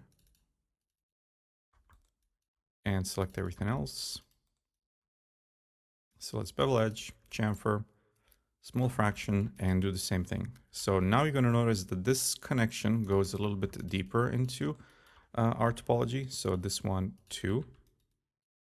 And also what we are getting is a larger loop here and a larger or softer corner in this area. So that is going to be the main difference. And now how do we balance the two is again, of course, going to be dependent on what do we have to do with the mesh. So do we actually need more space here, or do we need to have a bigger loop here? So of course we can always combine. So we can now bring this one back. So let me just bevel it back, chamfer off, and we're going to do something like this and just bring the connection back where it was. So it might be a little bit confusing, but if you just know what you're looking for and what we are matching, it's going to be actually relatively straightforward. So we're just matching these and removing these, and we get the same back. If it feels easier for you, you can just delete everything that it's maybe distracting and then just connect the points that you know where those edges need to go. So it doesn't really matter as long as you get the proper output. And there we go. Now it's from that smoother. Now again, we got back to the sharper. Now the issue is you have to be sure what you want to achieve with that, because if we now, let's say, continue and we say, okay, I would like to have more topology here. What it's now happening is that we are balancing some parts. You notice that these parts are now going a little bit deeper on the inside. So what we can do is now this loop, for example, is preventing or causing issues if you want to balance this a little bit further, let's say. So that means that we need to deal with these parts. So if you have an issue, for example, where you would like to deal with specific parts, then that means that just delete them. So if you're not sure what to do with them, just delete them like this. And then remove, okay, so this cannot stay, it needs to go. So now the question is, what to do here with this opening? And if you notice what is happening here, the situation is sort of like closing on its own. And what we are having now is the same situation as we have right here. So you're gonna notice again, just constantly rotating the same thing all over again. So the same thing is going to be, what if, let's say we decide to do this directly here. So if I decide to select here everything, this time I'm gonna actually select all, it's gonna be easier. So select all and just deselect the parts I don't want. So these and these, this one here. And let's go to bevel edge, chamfer off, and there we go. So now the connection here goes all the way till the end. Same thing on the back. It goes all the way till the end. And what we are getting is now this situation. So let me just show you that. So we have this and we have this. So now we are getting closer to actually this form than we have here. And also naturally, if we would like to add more topology here, that is going to work. But the problem is that now we have this big imbalance in the mesh. So if we're okay with that, that can stay. However, if we're looking to balance it even more, what we're going to need to do, remove the 2 and bring back the 2. And then we're going to have a new balance with the new, let's say, distances here. And if we want to balance it even forward, then we get our classical standard flow here, which is going to be the same if we would decide to balance this one right here.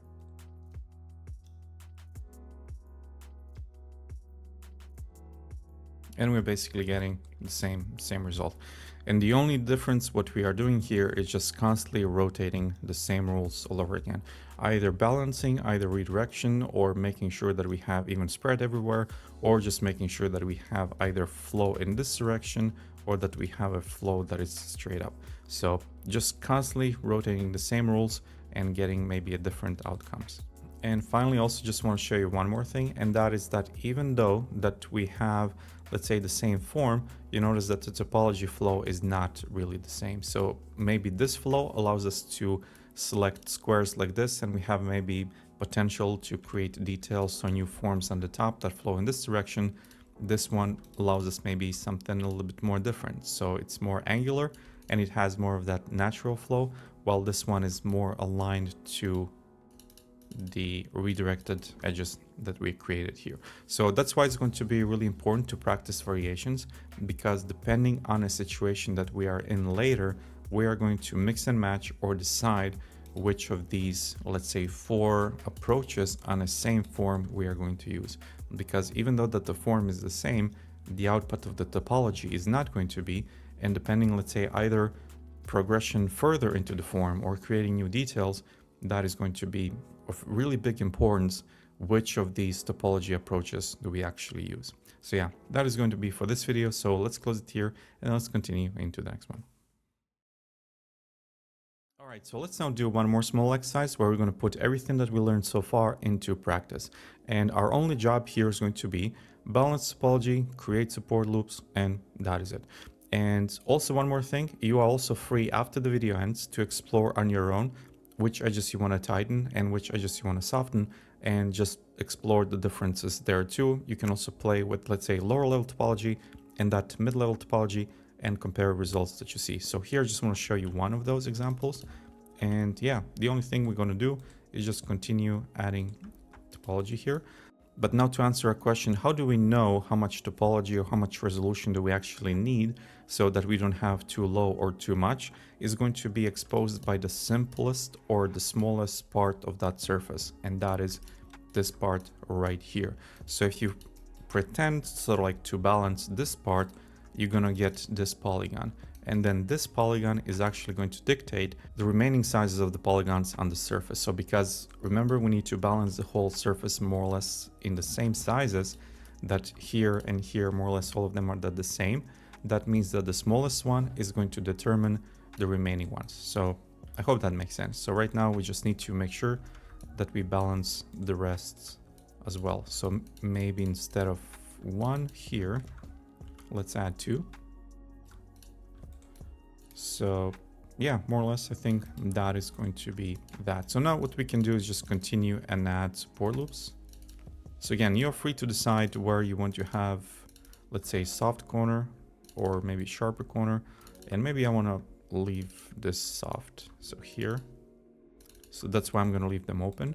So whatever is opened, that means that here is going to be that 45-degree angle cut.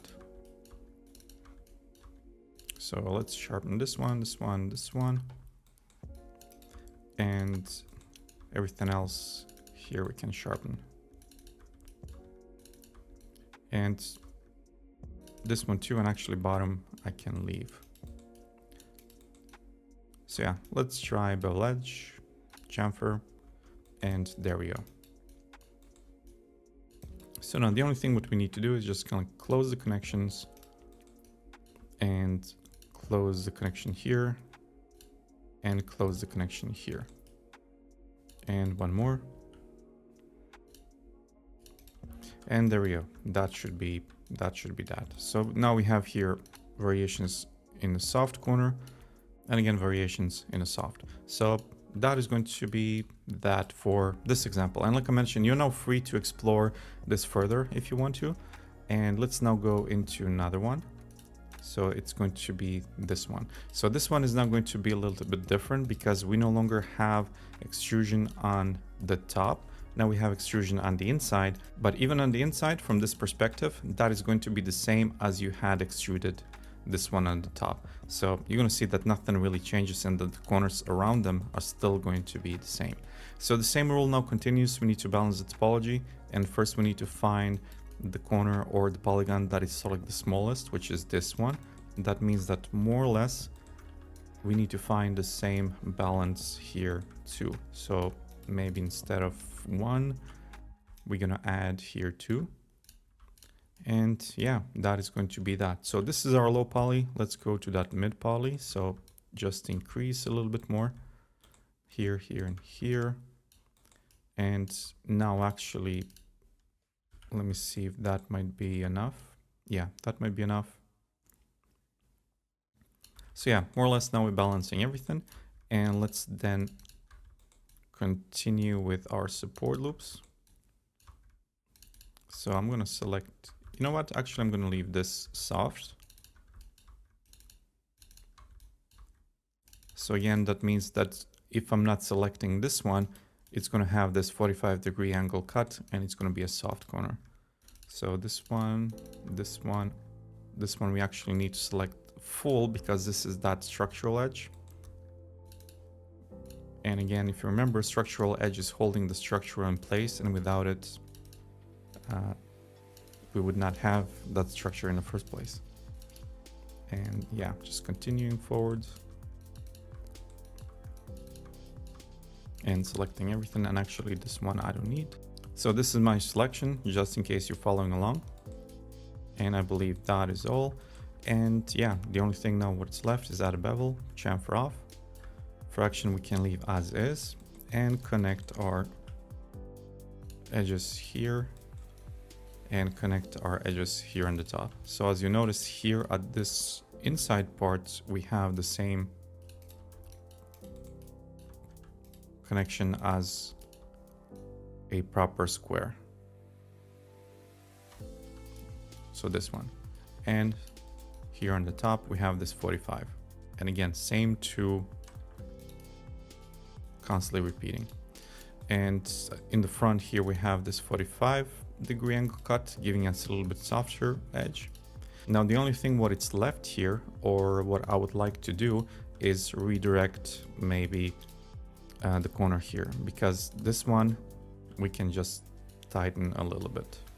So here, just again for the practice purpose, this is still going to be considered okay. So even though if we leave it, we're still going to be within that balanced topology. But if we want to just practice kind of like that redirection, we can also do that too. And then push this to the side, push this to the side, and there we go. So now we have also redirection here, maybe balancing this front a little better. And there we go. So this is going to be our task complete. So as you notice yourself, we're just constantly again rotating the same rules that we covered before. And in the process, we are getting either softer corner or sharper corner. And like I mentioned before, there's not really more than that. So for now, this is going to be then it for this video. So let's close it here and then let's continue into the next one.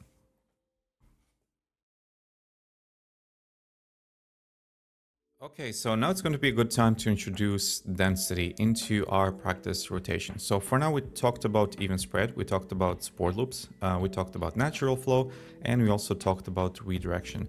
We only mentioned density or when to add more resolution once or twice, but we haven't really covered why exactly resolution matters or why density matters.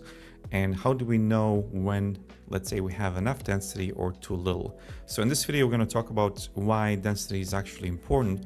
And it's going to be one of those factors that we are now going to introduce into our practice rotation as well.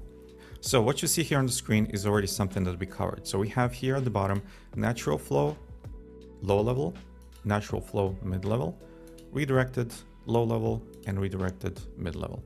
And what we have here is something that we haven't covered so far, and that is going to be that higher level density. And one thing that maybe you notice is that higher level density does not have a redirected corner. And that simply means that once we come to a higher level density area, we do not have to use any redirections. That just means that the topology itself is going to be more than sufficient to control the sharpness of the corner. So in this case, it's not going to be necessary to do any type of redirection. And just to put the point home, again, what we can compare here, these two are going to have almost the same corner, this one and this one, but this corner does not have redirection and this one does. This one is low level density, this one is higher level density. So why would we then use, let's say, higher level density? Why would we then use more topology, increase the poly count just to make the corner the same, let's say, sharpness as, let's say, a redirected one? Why not just use redirections all the time and just avoid density? There's going to be a couple of reasons for that. The main reason, let's say, when we are talking about density balancing is going to be curvature of the surface. So let me also show you a quick example of that. Up until now, we're mostly working with flat surfaces, so we really haven't seen what is actually the effect of, let's say, low-level topology, and we also haven't seen what is the impact of the redirected corner on a curvature, or what is the impact of redirection on a curved surface. So this is now, again, a new factor where density comes into play, and where also natural flow comes into play, and where redirected flow comes into play. So these are the things that we are now constantly going to balance out and try to, let's say, find the best output or the best outcome depending on a situation, because there's no longer a case that we can say, okay, this is now going to be one situation fits all, but instead we're going to need to evaluate the situation that we're in. We need to evaluate, let's say, the project that we are creating, the purpose of the object, the distance of the object. So now more factors are actually becoming more and more relevant. So to showcase here what I mean, you now notice that this first example where we have low level density and redirected form is showing some serious imperfection on a curvature. So in itself, that is not going to be bad only if this object is relatively far away. That means that this object, even if it's far away, it's not consuming, let's say, a lot of polygon count, and it's not really relevant if we see some pinching or not, because it's relatively further away. If it's even in motion, it's not going to be, let's say, that much big of an issue. If we come to this, let's say, mid-level topology, now here, this, let's say, deformation on the surface is a little bit less, or it's not as prominent. So that means that probably from this distance it's also not going to be an issue. So if you're looking to, let's say, save polygons, we are not interested in creating any special details. We still can say, you know what, this is just fine, and minor pinching, it's really not that much of a problem for me. So I can kind of like live with that. Now, when we come to, let's say, something that it's going to be relatively close to the camera, something that we would refer as a hero asset, this is now the time that we need to be sure that the surface is as perfect as it can be, and that we minimize all sorts of deformations and pinching, and that we get the maximum, let's say, benefit out of the surface. So if we can push out, let's say, the cleanest possible output, we are going to look for that. And for that reason, density and natural flow combined together are going to give us exactly that. So for this reason, we do not need to really redirect anything. Number one, because it preserves the surface as it is, it does not give us any distortion. And second, we are preserving that natural flow. So that is going to be the key takeaway. Same thing is going to be based on the natural flow itself, because the natural flow by nature, it's not going to give us any form of pinching unless we are working with seriously low level topology. So here on low level, maybe we have some minor corner issues, but this is only because this curvature does not have an extrusion, and otherwise this is relatively clean surface. So natural flow by nature, again, is going to give us the cleanest output. So once we combine the natural flow with density, we are going to get this clean version.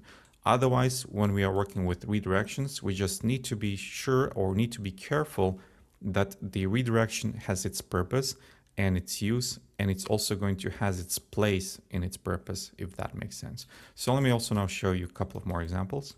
Now, in the example that you see right here, one of the objects can actually have low level density, and the other is going to need to have at least that mid-level density or mid-level subdivision or mid-level resolution. So the one that can have lower level density is the one that it's mainly holding just the form and nothing else. So you don't see any specific details here, you just see the form. And once you see only the form, that means that the geometry necessary to hold that form in place with that, let's say, lowest even spread possible is usually going to be enough. The only reason why we're going to need to introduce topology or introduce higher level density is when we actually plan to use that density for something. So in this case, we are making use of that density, let's say to create a specific detail here on the side. And now this density actually contributes to the object, and we're actually making use of it.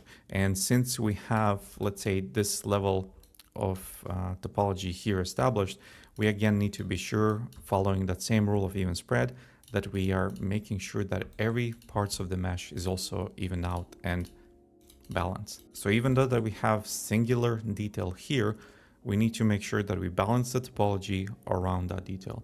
Unless we do not plan to do any type of detailing, then we're going to stick to this low level topology, and that is going to be more than enough to maintain the form.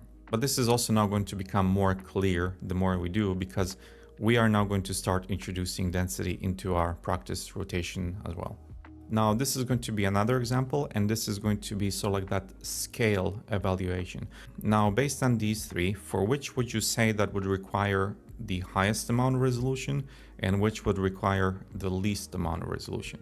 So usually when you, let's say, practicing objects, that you see something online or you would like to recreate something, when you notice that an object has extremely small detail, that is going to be an indicator that that mesh is going to need to have a higher density. Smaller the detail, higher the density. Larger the detail, you can have lower the density. It's usually kind of like that reverse part. So mid-level, again, is something that we are probably going to aim for the most part.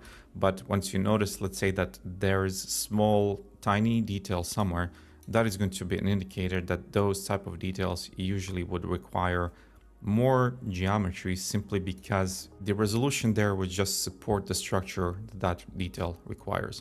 Because if this small detail requires 1, 2, 3, 4, 5, 6 edges, that means that these 6 edges do not exist here if we need the same type of scale. So for that reason, we are again going to balance our density based on the necessity of the object. So if the object is requiring that we have more details, in that case, we are going to need to push, let's say, and add a little bit more just to maintain that detail.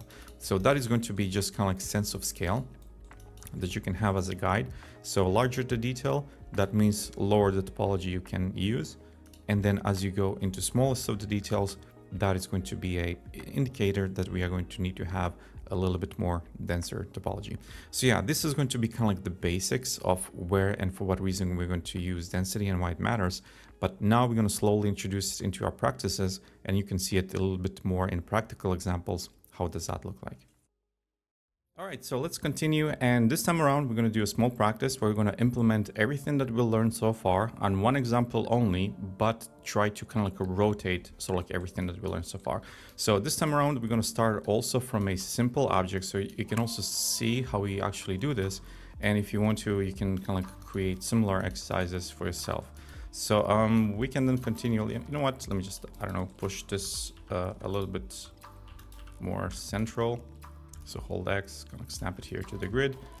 And yeah, let's just, I don't know, push this out, push this here. And let's also create, I don't know, similar form that we already had. All right, something like that. And then what I would like to do is create a cut here, and let's create an opening here. So something like that. And maybe we can push it more on the end. So again, just something that we can practice on. So now, so the practice here is going to be first creating that even spread, natural flow, redirect the flow, and then playing with the density. So this is usually going to be kind of like the same, I would say, timeline. So usually we start with that even spread. So let's do even spread here. And let's do one here too. So now we need to balance this side right here. So instead of 3, let's try 4. So 4 edge loops, and there we go. So now we have the balanced topology here. One thing what I'm going to do, I'm going to create a copy of this because we're going to need it for redirected flow. So let's now focus only on this one. And yeah, actually, you know what? Here, what we can do is create our support loops first. So now we have even spread, natural flow. Let's continue to support loops. All right, so now that we have support loops, let's deal with the corners. Let's maybe sharpen those and delete this one. And then delete this in the middle after we replace that one. Continue same thing on the top. So now we're just kind of like again redoing the same thing. And the reason why I'm kind of like reusing the same example in this case is just that we can compare the differences, because it might be easier to understand if we are reusing something that I already did. All right, so now we have support loops. So now we have that kind of like even spread here, so like natural flow. And then we have the version with the support loops. And let's now continue with the version for redirection. And this is going to be our redirected version. So something like this. And continue here. And the only thing what we need to do is now remove the parts we do not need. All right, so if you remember, one last thing what we need to do is we need to balance the topology here back. So we're still practicing here flat surface before we actually continue and do everything what we learned here on a curved surface. So just that we solidify again everything that we learn, because curvatures are going to be a little bit, they're just going to have a little bit different approach. All right, so now that we have that, let's now continue and do a final version, which is going to be a density version. So density version, usually it's not going to come after a redirected. It's going to come after the natural flow, because redirected, let's say applying density to redirection is going to be much trickier. If you remember, reason for it is because we do not really know where the loops flow, and sometimes they maybe go here into these condensed area where we have redirections, and then we might need extra time to polish those. And usually redirections, in this case, they have only one purpose. In our case, is just to tighten the corner.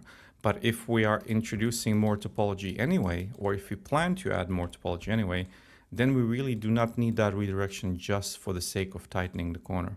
Instead, we're just going to add that more topology, play with the density here, and there we go. So here we have already kind of like established more or less similar edge, and here actually on the top. So now we can balance maybe a bit more. So instead of 3, same thing goes here. So instead of 3, let's try 2 edge loops, just same type of balance. And if we can remove, we'll remove, and if we can add something, we'll add. But typically, if we can remove and rebalance, that is going to be more preferable.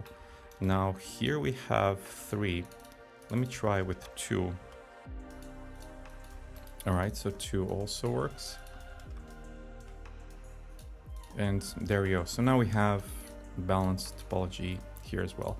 And here we have redirected, and here we have density. So as you notice, they are pretty much similar. There's not that much big of a difference. And again, what we are looking for is finally that, I would say, optimal distance. And optimal distance simply means the average distance from which majority of the objects are going to be viewed or rendered. So that also means kind of like in a sense of taking the balance into the account. Is it really worth it to redirect, or is it really worth it to add density? So both are going to be relevant on the use of the object, purpose of the object, distance of the object. So that's why we are practicing all of this now. So when the time comes, we can reevaluate what matters for us most. Either does it matter that we have, let's say, more geometry, or does it matter that we have less geometry and then redirected corner? And usually, like we mentioned, redirected comes dead last, and we don't really plan to do any, let's say, additional adjustments.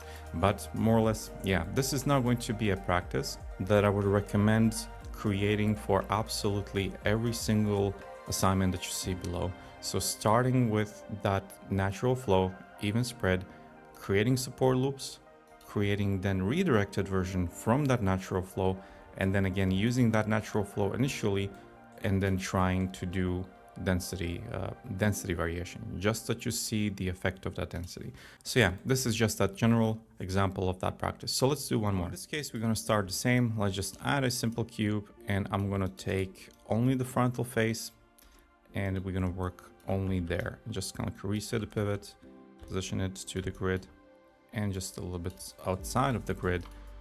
And then we're going to push this to the side. And also what I want to do this time, merge versus center, so we get our form like this. And if you remember, like form like this, now we have a triangle here, so we have multiple ways to do this.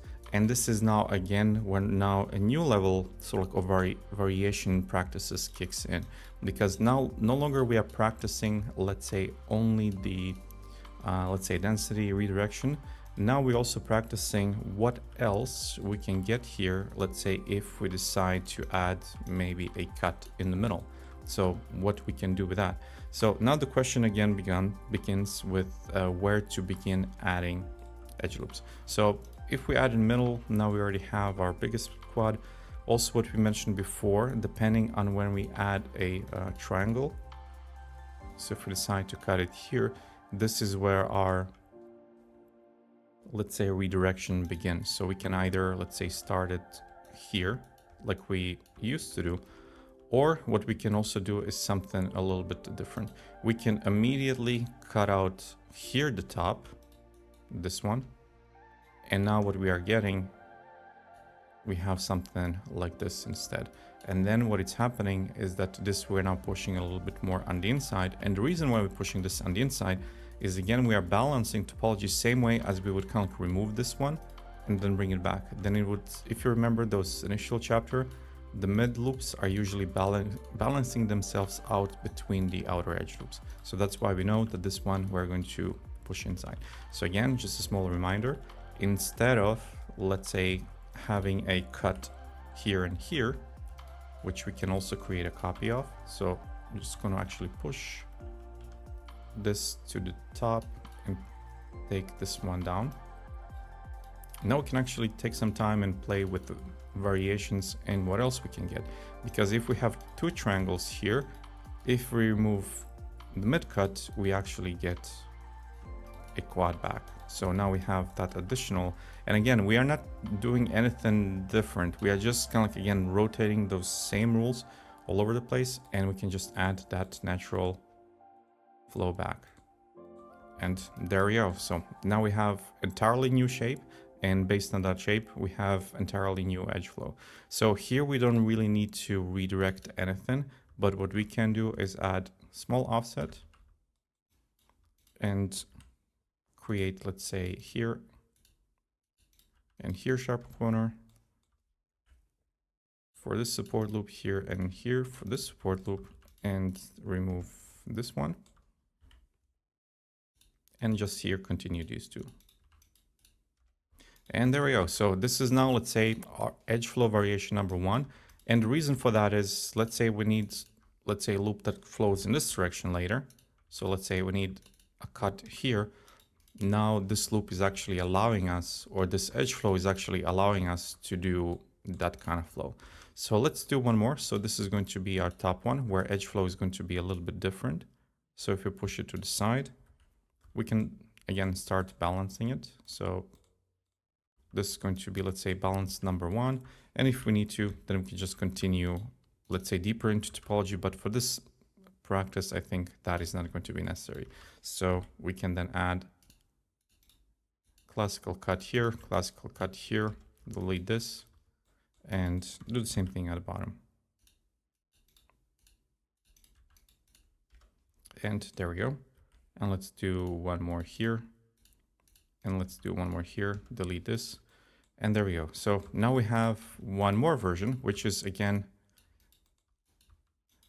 now a different flow where we now here in the middle, we are going to have, let's say, more of a structure that allows us, I don't know, circular openings or something along, let's say, these lines. And here, or actually if we would like to, let's say, cut the piece directly here in the middle, kind of like split it in two, now we can.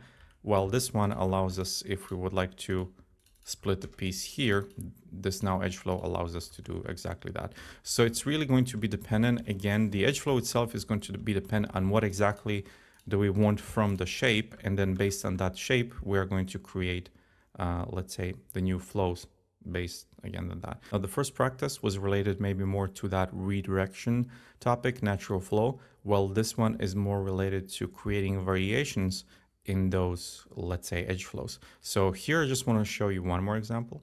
Now, the purpose of these practices is more or less just finding the patterns, or kind of like training the eye at least to find the patterns.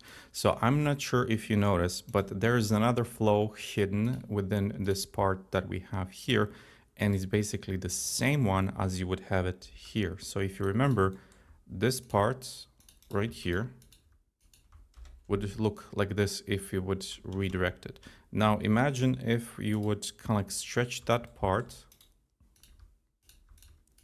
So let me also demonstrate.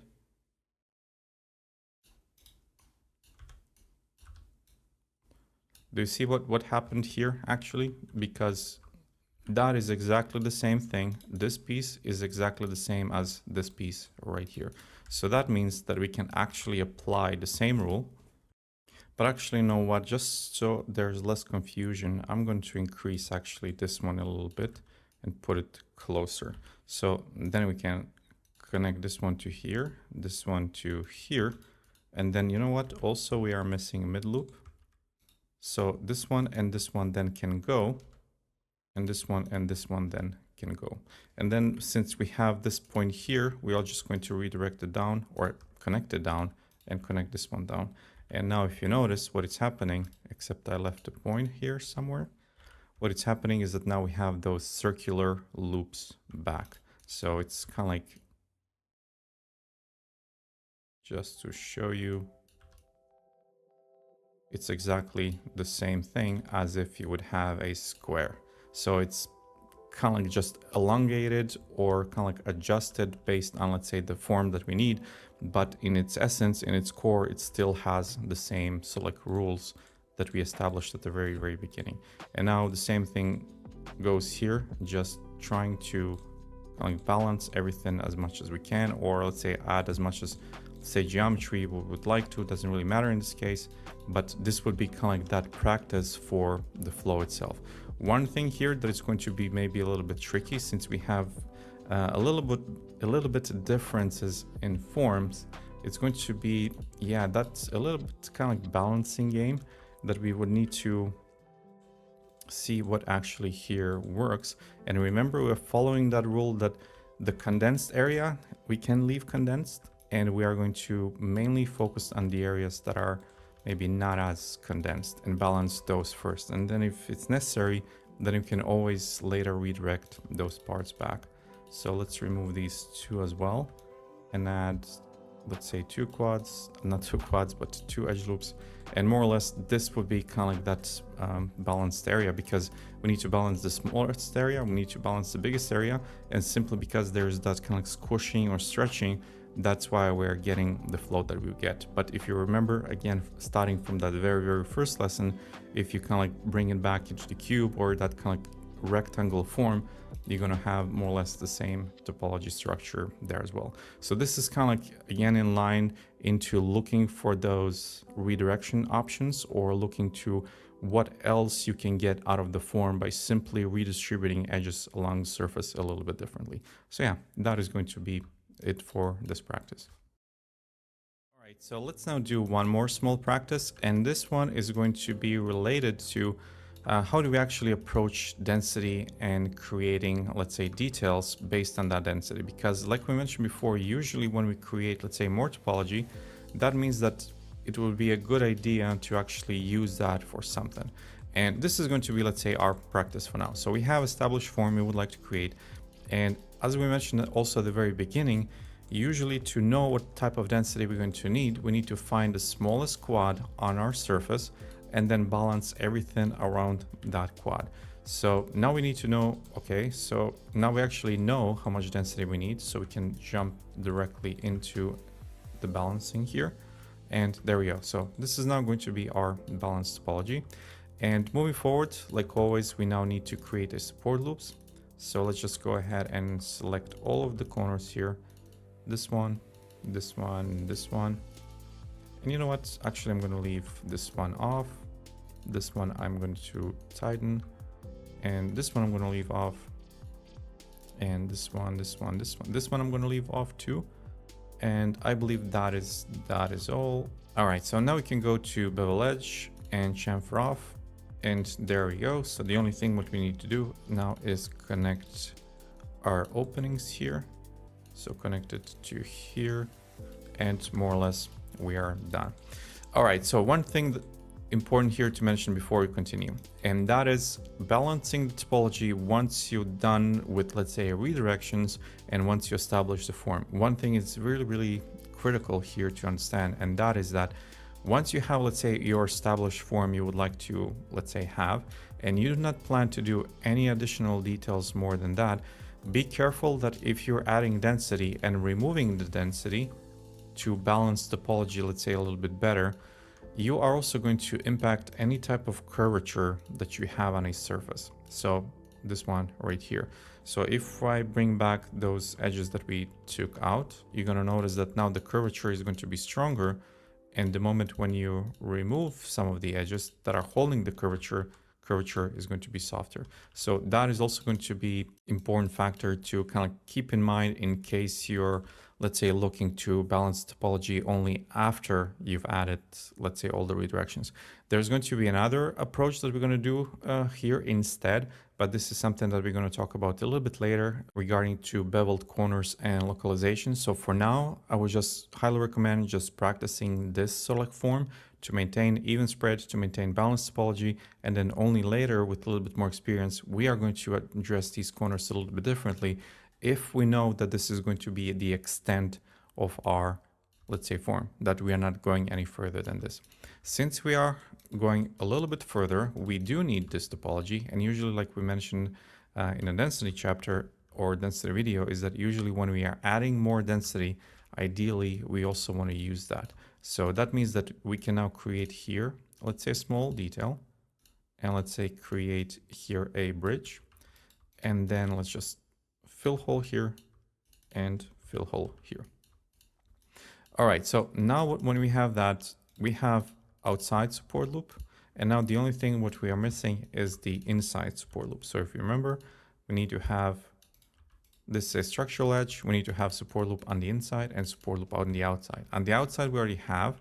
And now how to create a support loop on the inside if you're not sure how that support loop would look like, especially if you have an open area like this where edges are flowing and you're not sure where you need to connect them. So if they continue here or if they continue here, it's going to be relatively easy kind of to anticipate then where you can connect them. So here and here, and then simply here to here and here to here. And technically you are done. So this is going to be, let's say, enough of a support loop to hold the detail.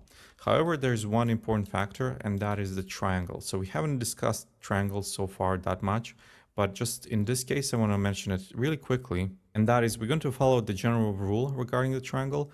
Unless the triangle is impacting a surface in a negative way, the triangles can stay. So it's really that simple. Unless you notice a serious deformation on the surface, the triangle can stay where it is. In our case, we don't really see any deformations, so technically it can stay. However, I would like to here go through one other approach just to show you something else, that you see that we are constantly repeating or constantly rotating the same rules all over the place. So Additional tip that I can give you, unless you're, let's say, struggling with knowing which, let's say, edge flow to take or how the support would look like, another tip would be that you select here everything and then simply extrude it on the inside, and then you will get, let's say, this type of situation, which is again going to be very similar, and you would just need to kind of connect these points to the top, and then you would get your results as you have originally. The only problem with extrusion on the inside is that it's going to mess up a little bit of the form, so it's not going to be as flat as we, let's say, had it before. All right, so that is one thing. The next thing is demonstration of something that we already did before. So I'm not sure if you recognize the form, this one right here, but this is already the form that we are familiar with. So let me just show you what I mean. So this form right here, which we used as a practice before, and that is exactly the same form, except the only thing what changed is the angle itself. Now the angle is the only thing that it's here different. So since we have a different angle, since we have a break in the angle, that means that few other rules change too. So if you remember, before we kind of like push this to the side to balance it out a bit better, well, now we can no longer do that because now these 2 points are part of a structural edge loop. And like we mentioned, structural edge loop is the edge loop that actually holds the structure in place.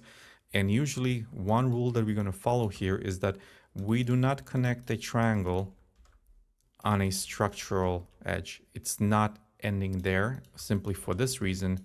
If it does, we cannot balance it properly. So what we are going to do instead, when that happens, we are going to continue it till the next neighboring loop, or as far as it goes. In that case, it's going to be here. So then when we're sliding it, we can actually balance it properly that it's fitting to its proper place. So this is going to be one approach. However, if you remember, we had also one more, which let's say it would be this one, where instead of, let's say, continuing these 2 loops, we deleted this part and then we had only the mid loop available to us. And then we balanced that area, so to say. Well, now we have the same situation here too. So what we can do, we can actually just use the same thing. So if I would add, let me just first add those support loops back.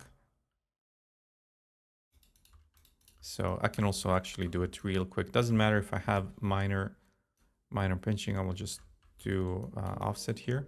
So that means that we can add, let's say, cut here in the middle, continue till the end, continue this one till here, this one till here. And again, remember, the situation is now the same. And we are just deleting this piece. And there we go. So now we have that situation and we just need to continue it here, continue this one, close it back and delete the middle. And as you notice, again, the same thing. It's either this one or it's either this one. So it's, again, rotating the same things, same rules all over again. And the same thing is going to be, what if we would like to, let's say, tighten this area right now, and this one is a little bit maybe too soft appearing. We would like to have it a bit more sharper. Same rule. We're going to select here everything, bevel edge, and add redirection. So I'm just going to connect then this one to here, this one to here, and remove the rest. So this is, we don't need, this we don't need. And there we go. So now we also have a sharper version and a softer version with redirected corner and non-redirected. And that is basically, again, just that small presentation that you're going to notice that we are just constantly repeating or rotating the same rules all over the place. The only intimidating thing that it's going to be is different situations. And for that purpose, we are just practicing now all these kind of like possible situations that might encounter, that you're slowly kind of just building those observational skills and that you're noticing the patterns and which pattern, let's say, to implement where and for what purpose and for what reason, and that you're always kind of like ready to adapt whatever the situation demands of you. So in this case also, like if you would kind of like bevel this edge, I'm just off and I'm going to just do this real quick. And there we go. So now we have balanced topology everywhere, and we also have redirected parts where we need to. We have a little detail.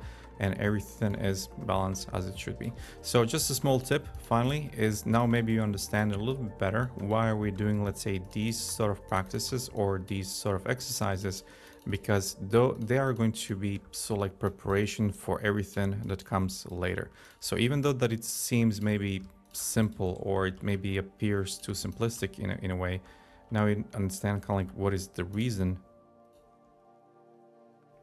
behind why we are practicing, let's say, something on a flat surface, because then later once the angle changes or we kind of like implement new rules, those rules are also going to be adapted, or these parts also going to be adapted, let's say, to new forms like you see in this case. So yeah, this is going to be then for this video. Thank you very much for watching, and let's continue to the next one.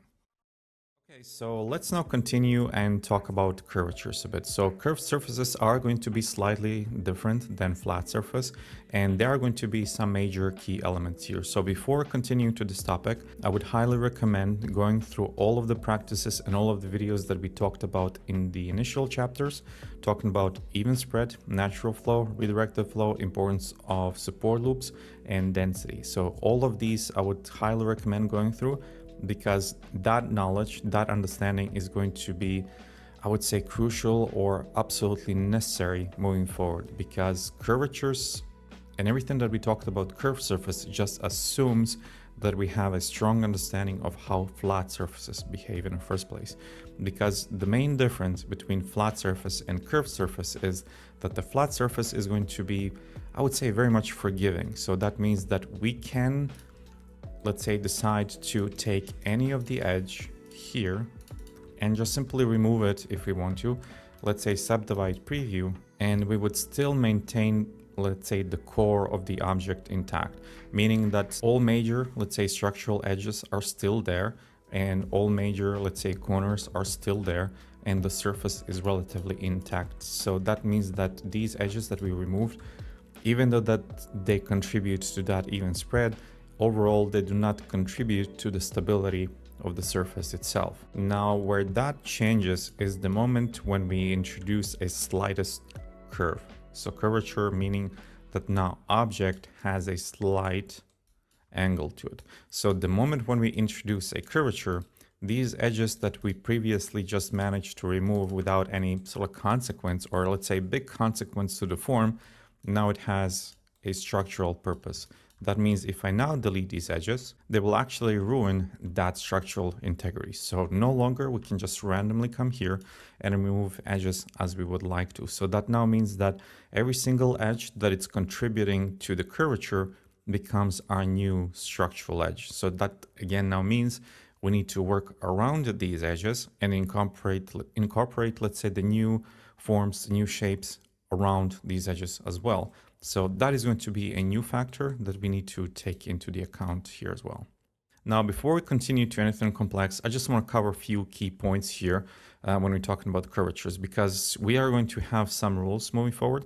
And just to make your time a little bit more efficient, or that we save some time here, I want to present kind of like 3 main examples that we're going to use moving forward, because I noticed a lot of people struggle with redirections on low-level topology and redirections on high-level topology, not really sure when to use redirection and for what reason. So here I just want to quickly answer that question too. So when we're talking about redirection on a curved surface, so again, one more time, curvature is going to be something like this here. So when we're talking about curvature and redirection, this is going to be the only time when we are going to use redirection. So we're not going to redirect low poly, and we're not going to redirect high poly. We're going to redirect only this mid poly. Now, the reason why we're going to redirect only mid poly is that mid poly is going to be that optimal viewing distance. So for the majority of the parts, everything that we render, everything that we present, everything that we animate, more or less this is going to be that mid-range. Now, in this mid-range distance, even though that we have, let's say, some minor pinching on a corner, minor pinching on a surface, it's not going to be that much of a deal breaker, because we have enough topology to hold the form. We don't need anything denser, and this would be just too low to, let's say, hold the corners in place. So for this reason, we're just going to stick with this mid-range topology or mid-resolution level topology and redirect that one, simply that we get maybe a little bit more of a sharp corner and not going into this too soft territory. So it's going to be a good balance between low poly and high poly. So that's mainly it. So another question is, but do we have to actually use redirection, or can we actually just use natural flow? Yeah, you can, unless you're really not satisfied with the sharpness of the corner. So if you need a little bit more sharper corner, let's say here in the end, then you will redirect it. And that's going to be the only reason or only time when you would redirect. But later you're going to see through exercises more, let's say, that practical example. But just to start, that you know, usually when we're redirecting, we're going to redirect mainly the mid poly. All right, so let's talk about why not redirect low poly, or why not redirect high poly. So low poly, there's really no reason to redirect because the pinching on the corners is just going to be way too extreme. So that's also coming to that our initial exercise when we talked about density. Any sort of like pinching, any sort of like low topology redirection is just the nature of the topology, and it's always going to be some sort of deformation, some sort of pinching. So the only reason why we would use low poly in density on curvature is going to be actually to create density while maintaining the structure. So what do I mean by that?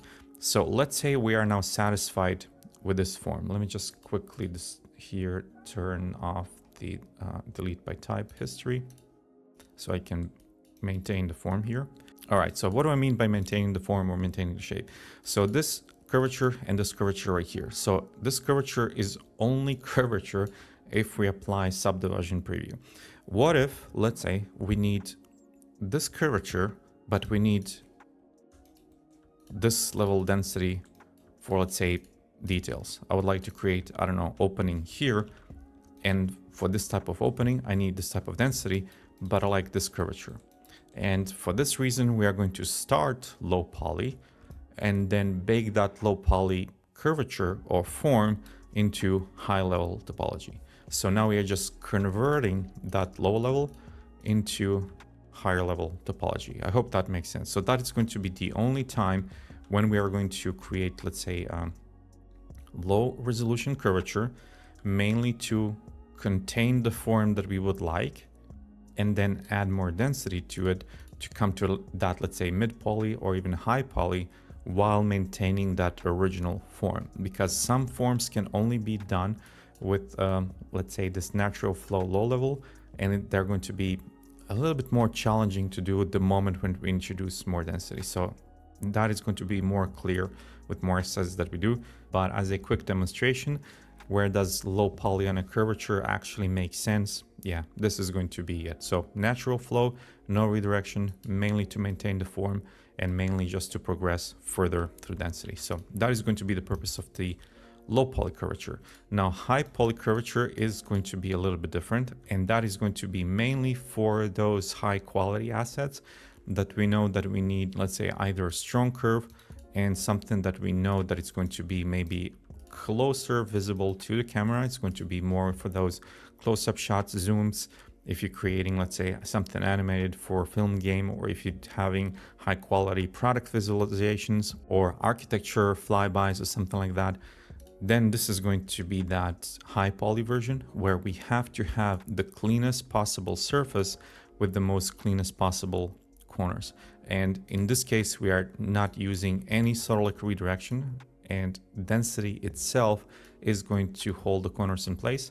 And then the natural flow, of course, is just maintain that curvature in place. So these are going to be kind of like the three key approaches when we're talking about curved surface.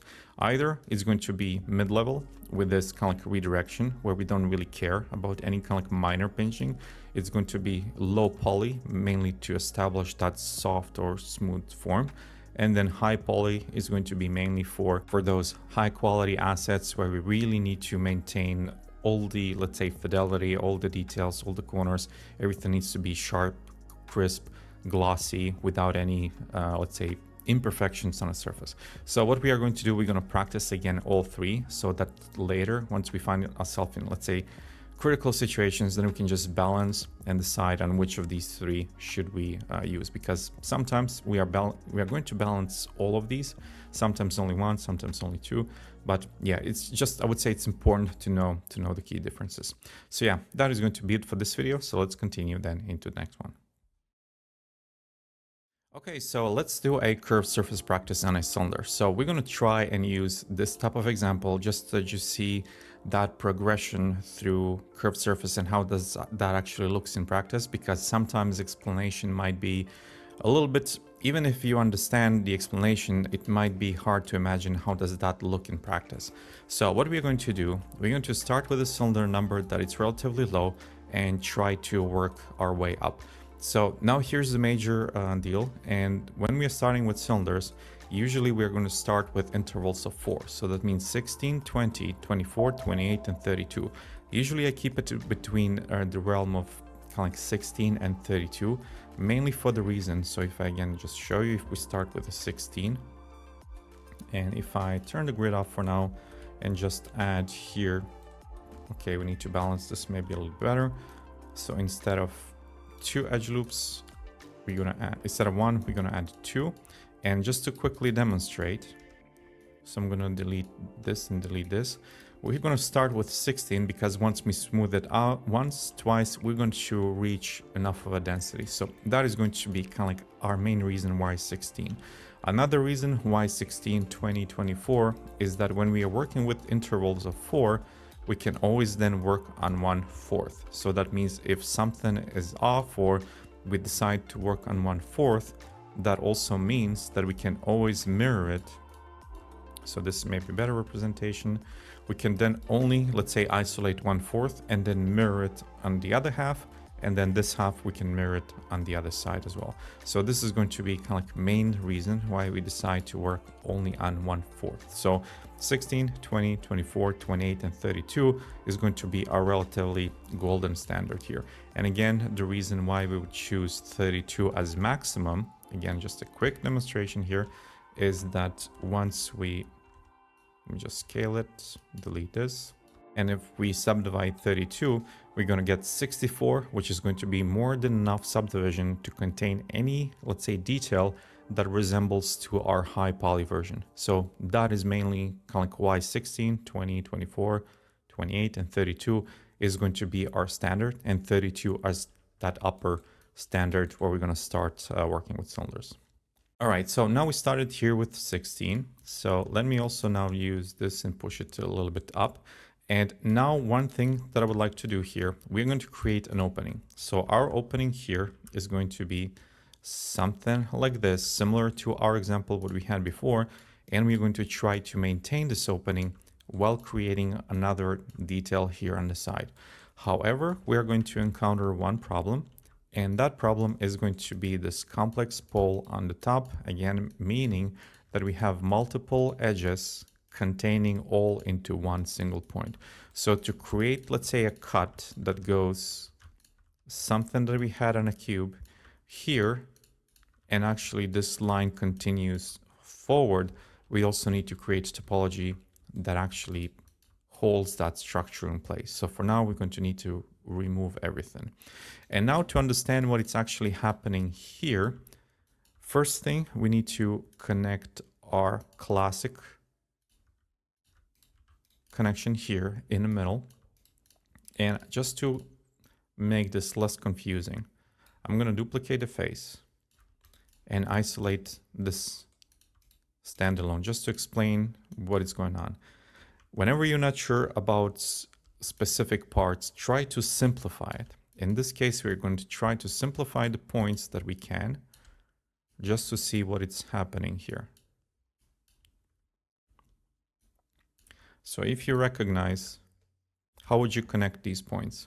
It would be relatively straightforward.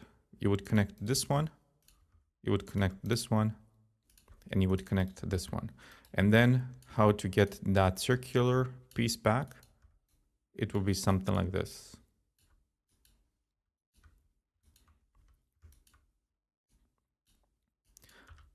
So now you know how approximately the topology for that circle could be. However, if you remember, we can also play a bit more. Connect, let's say, these, and then we have this triangle. And if you remember, whenever we have a triangle, we can close it with a loop, either on the top or here. But if we close it on the side, we get maybe a little bit more of that even spread back. And if we just push this back, what we are basically getting is the same thing as we would create an offset on the outside. So this is offset on the outside, and this is the offset on the inside. So again, kind of like the same thing if we just selected and created offset on the inside. It's basically the same story. Just again to push that home. If I delete even everything, and if you push it on the back, it's basically that what we are getting. So I hope that now makes sense. So this is now something that we are trying to aim when we are recreating this piece. So let's just do that. So connecting this to here, connecting this to here, and connecting this to here. Now, technically, we can leave it as it is. We don't really need to connect these triangles, only if we want to. So again, just to show you, I mean, otherwise I would just leave it. I would not really worry about it. But if you want to kind of like balance that topology a bit more, of course, you can do that too. So then that is going to be approach. So now we have an option to push this out. And let's do kind of like similar thing that we did for a cube, just to compare the results. And there we go. All right, so this is the form that we would like, and this is the form that we would like. So here we would like to have an opening.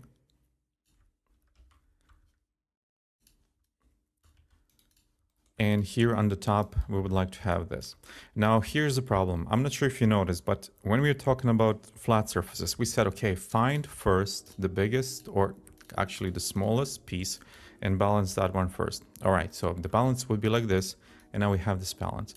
However, the problem is now we cannot add edge loop like this on a cylinder because it destroys the structure. So that means nothing can come in between these edges. These are structural edges, they control the curvature, and we cannot add nothing in the middle. So our only option is, let's say, you know what, let's just terminate the edge here.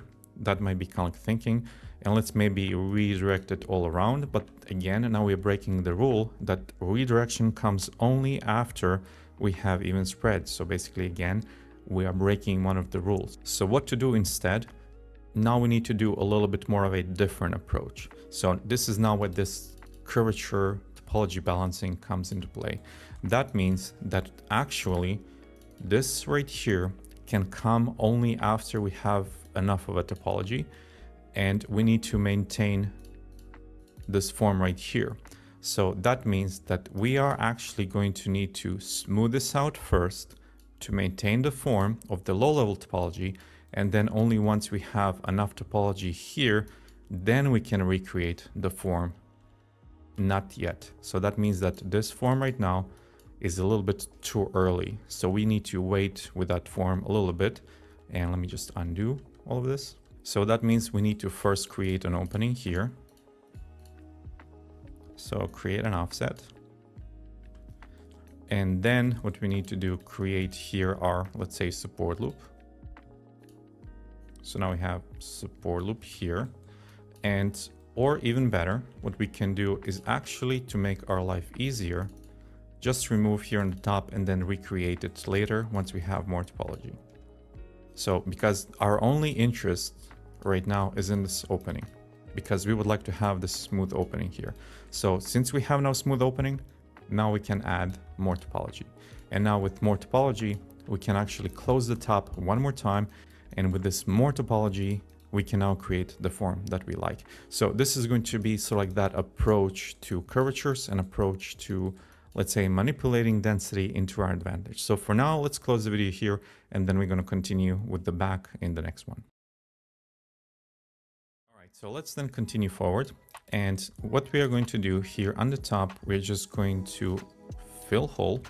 And yeah, now basically what we need to do is just repeat the process that we did before, where we are just closing the mid loops here. And reason why we deleted it first time around and not just subdivide it all, because it's going to be much, let's say, easier to maintain a clean curvature here. So it wouldn't be bad even if we did it like that we just subdivided the whole cylinder. But personally, I find it a little bit easier to clean it this way, because we are more in control on the points that we are actually getting. So let's say that is going to be fine. And if we want to, we can close also these parts in the triangle and just redirect this part here as well. All right, so now we have a little bit more wiggle room to play. So now we can decide to choose these four. Now we can extrude this where we wanted, something like this. And now we see, now everything is actually balanced to the point where we needed it. And now we can push this parts out. So extrude, scale what we had, something like this, and then balance also this part. And there we go. So now we have this purposeful structure. And the only thing what it's missing, support loops. Here, here, here on the bottom, this one and this one. So yeah, I think that is going to be that. So let's do bevel edge, chamfer off. And yeah, now we just need to close our points here. So that's going to be that one. This one on top stays. All right, so here something escaped. So I need to manually adjust this one, because this one actually goes down and this one goes down, and we have something like this. And yeah, there we go. So now we have the same kind of structure that we had on our cube, but now on a cylinder. And this is what I mean. This is going to be our progression, because if we would do the same type of opening, I'm not sure if I have space on it anywhere just to compare the results. If we would need to do kind of same type of opening here, you would see that the curvature would be actually different. So I'm going to try maybe here to here, just for the sake of presentation. So this is now the curvature that we would get on this resolution level. And this is the curvature that we get on low resolution level. So for that reason, we needed that low resolution to establish a proper soft curvature, because this level of resolution does not allow us for the curvature that we want. So for that reason, we started with that low poly, and only after we established the curvature, then we added more topology to create the form that we actually want. And then once we have, let's say, the curvature here that we want, I just want to do a small extrusion on the inside to kind of like push another form, let's say, something like this. And then we're just going to close it in with regular support loops. So here, here, and here. And there we go. So now we have a soft opening, but also a sharp corners everywhere on the top. So yeah, this covers now that reasoning behind why we would start something low poly. It's mainly to maintain, let's say, that curvature structure, and then subdivide it even more to actually bake it in, add more topology, and then through that more topology, we can actually create new forms on top. So curvatures would definitely require a little bit more planning. So it's not as straightforward as with flat surfaces that we can just straight up add whatever we want to, whenever we want to. Curvatures are going to require a little bit more planning, a little bit more strategic approach, when to add what and for what reason. So yeah, that is going to be that. So let's then continue into the next practice. So let's now continue and talk about bevels a little bit. So bevels are going to be extremely important, especially in our overall kind of 3D modeling process, because how we use bevels is going to determine in the end how our object actually looks like. Because if we have, let's say, too soft of a corner or too sharp of a corner, we might lose some of that realism. And it's also going to be important how we actually control, let's say, the corners themselves. So far, we covered only one way, and that is going to be, let's say, the way just controlling through the topology. And if you remember, kind of like creating it either sharp or soft. So we're going to have either, let's say, this corner, which is sharp or softer. There's also one other way that we're going to talk about, and that is going to be topology controlled way. So topology controlled way simply means that we are going to determine at the very, very beginning what type of a sharpness or softness do we want to have, and this is going to be sort of like baked into topology. That means that The corner that we start with, this is the corner that we're going to get. The difference between, let's say, this method and the method that we use so far is that maybe the method that we use so far is a little bit more easily controlled. So that means that we can just come here. Let's say if this corner is too soft or too sharp, we just remove and get the softer corner. Same thing goes other way around. If, let's say, we increase the topology level, then we're going to get that sharper corner back. So this is relatively kind of like simple in the terms that we are just using topology to control the corner. However, what we're also going to use is the way that we add, let's say, bevel edge, and then instead of chamfer on, what we're going to now do is select the segments. One word of caution here. If you remember our even spread chapter, more segments you add, that means that this is now topology level that you're aiming for. So unless you're looking to have later down the line a very defined corner and you already know that you're going to need to have extremely dense topology, only in that case you will increase the number of segments. However, if you're working with lower level topology or that even mid-level topology, between 2 and 4, this is going to be more than enough. I believe that I never went outside of 4. So this is going to be your maximum if you're looking to have, let's say, that extremely defined corner here. So let me just take this down a little bit more. So if you're looking to something like extremely defined, let's say like this, and you know from the very beginning, let's say this is the corner that I would like to have, this is now the approach that we're going to go for. Because let's say that you already have a reference and that reference, let's say, has specific curvature, and you would like to set that corner immediately at the very start, then this is the method that we're going to go to. Usually, like I said, I would recommend going to 4 segments in extremely rare situations. And just for the sake of practice, especially if you're kind of just starting out, 2 is going to be more than enough for majority of the corners that you're trying to create. So another question is why 2 and why not, let's say, 3 or 5? So usually 2 and 4, for the reason is that those numbers, let me just quickly show you, you can just easily connect like this, and then you immediately have a quad. If you would go to other version, let's say 3, now the struggle here is a little bit more different. So you see now we're kind of like already struggling where to connect what, and it's just more convenient if we have 3 and then we connect it directly here. Same thing is going to be if we have 4. So you're going to notice that now directly with 4, I can just connect this one to middle, and this one will then connect there. This one will connect to the other side. This one will remove. So now we are getting into that density, like I mentioned, and this will then go all the way. This will go all the way, and we still have this little kind of quad here. So this is going to be kind of like main reason for that. Now, when to use 2 and when to use 4. So let me just also undo this a little bit. So actually I want to have 2.